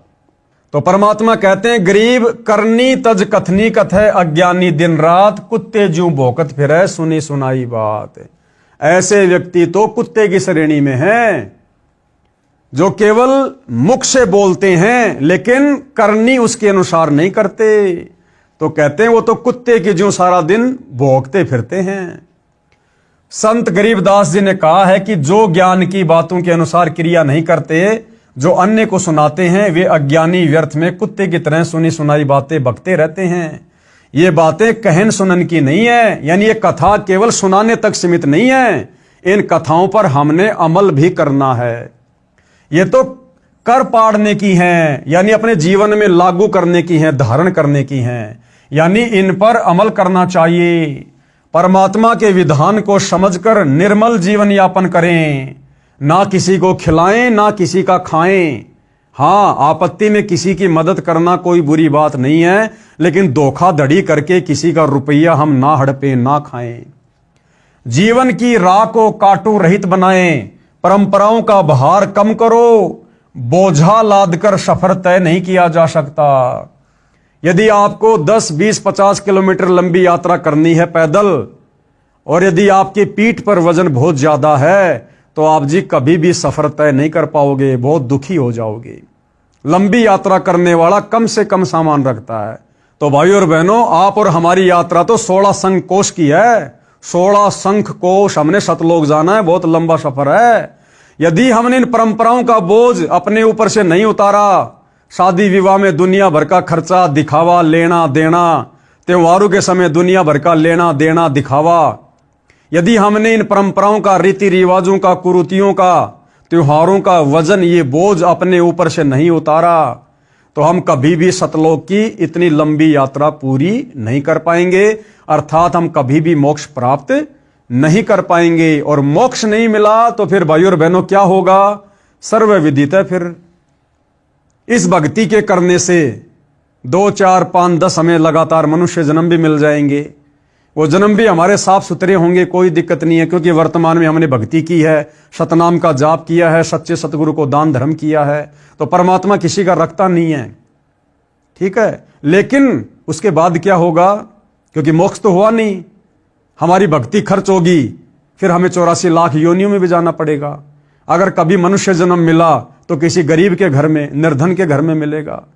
और हमने जो संस्कार युगों युगों से बिगाड़ रखे हैं, फिर वो सारा लेन देन हमने खुद ही करना पड़ेगा। किसी का गधा बनना पड़ेगा, किसी का सूअर बनना पड़ेगा, किसी का बैल बनना पड़ेगा, सारा दिन खेत में काम करना पड़ेगा, ईंटों के भट्ठों पर गधा बनकर सारा दिन ईंटें ढोनी पड़ेंगी। फिर हमारा जीवन, हमारा भविष्य नरक बन जाएगा, नरक। तो भाइयों और बहनों, ऐसी आपत्ति को दुर्बुद्धि प्राप्त प्राणी मोल लेता है। बाकी जिसको सच्चे सतगुरु के सत्संग मिल गए, ये सतज्ञान मिल गया, धर्म कर्म की अगली पिछली अगम निगम की जानकारी हो गई, वो आत्मा कभी भी इन परंपराओं में पढ़कर, व्यर्थ के रीति रिवाजों में पढ़कर, त्योहारों के चक्कर में पढ़कर, एक दूसरे से फालतू के लेन देन के चक्कर में पढ़कर अपने जीवन को बर्बाद नहीं करेगी। केवल अपने गुरुदेव के बताई गई सत भक्ति को मर्यादाओं में रहकर अध्यात्म में आगे बढ़ेगी, तभी हमारा जीवन सफल होगा। तो भाइयों और बहनों, आज के इस वीडियो में केवल इतना ही। पुस्तक धरती के ऊपर स्वर्ग, इस पर आज हमारा ये 3रे नंबर का वीडियो था। कल गुरुदेव के आशीर्वाद से सेवा में फिर हाजिर होंगे। तब तक सभी भाई बहन गुरुदेव से आज्ञा लेते हैं। बंदी छोड़ सतगुरु रामपाल जी भगवान की जय हो।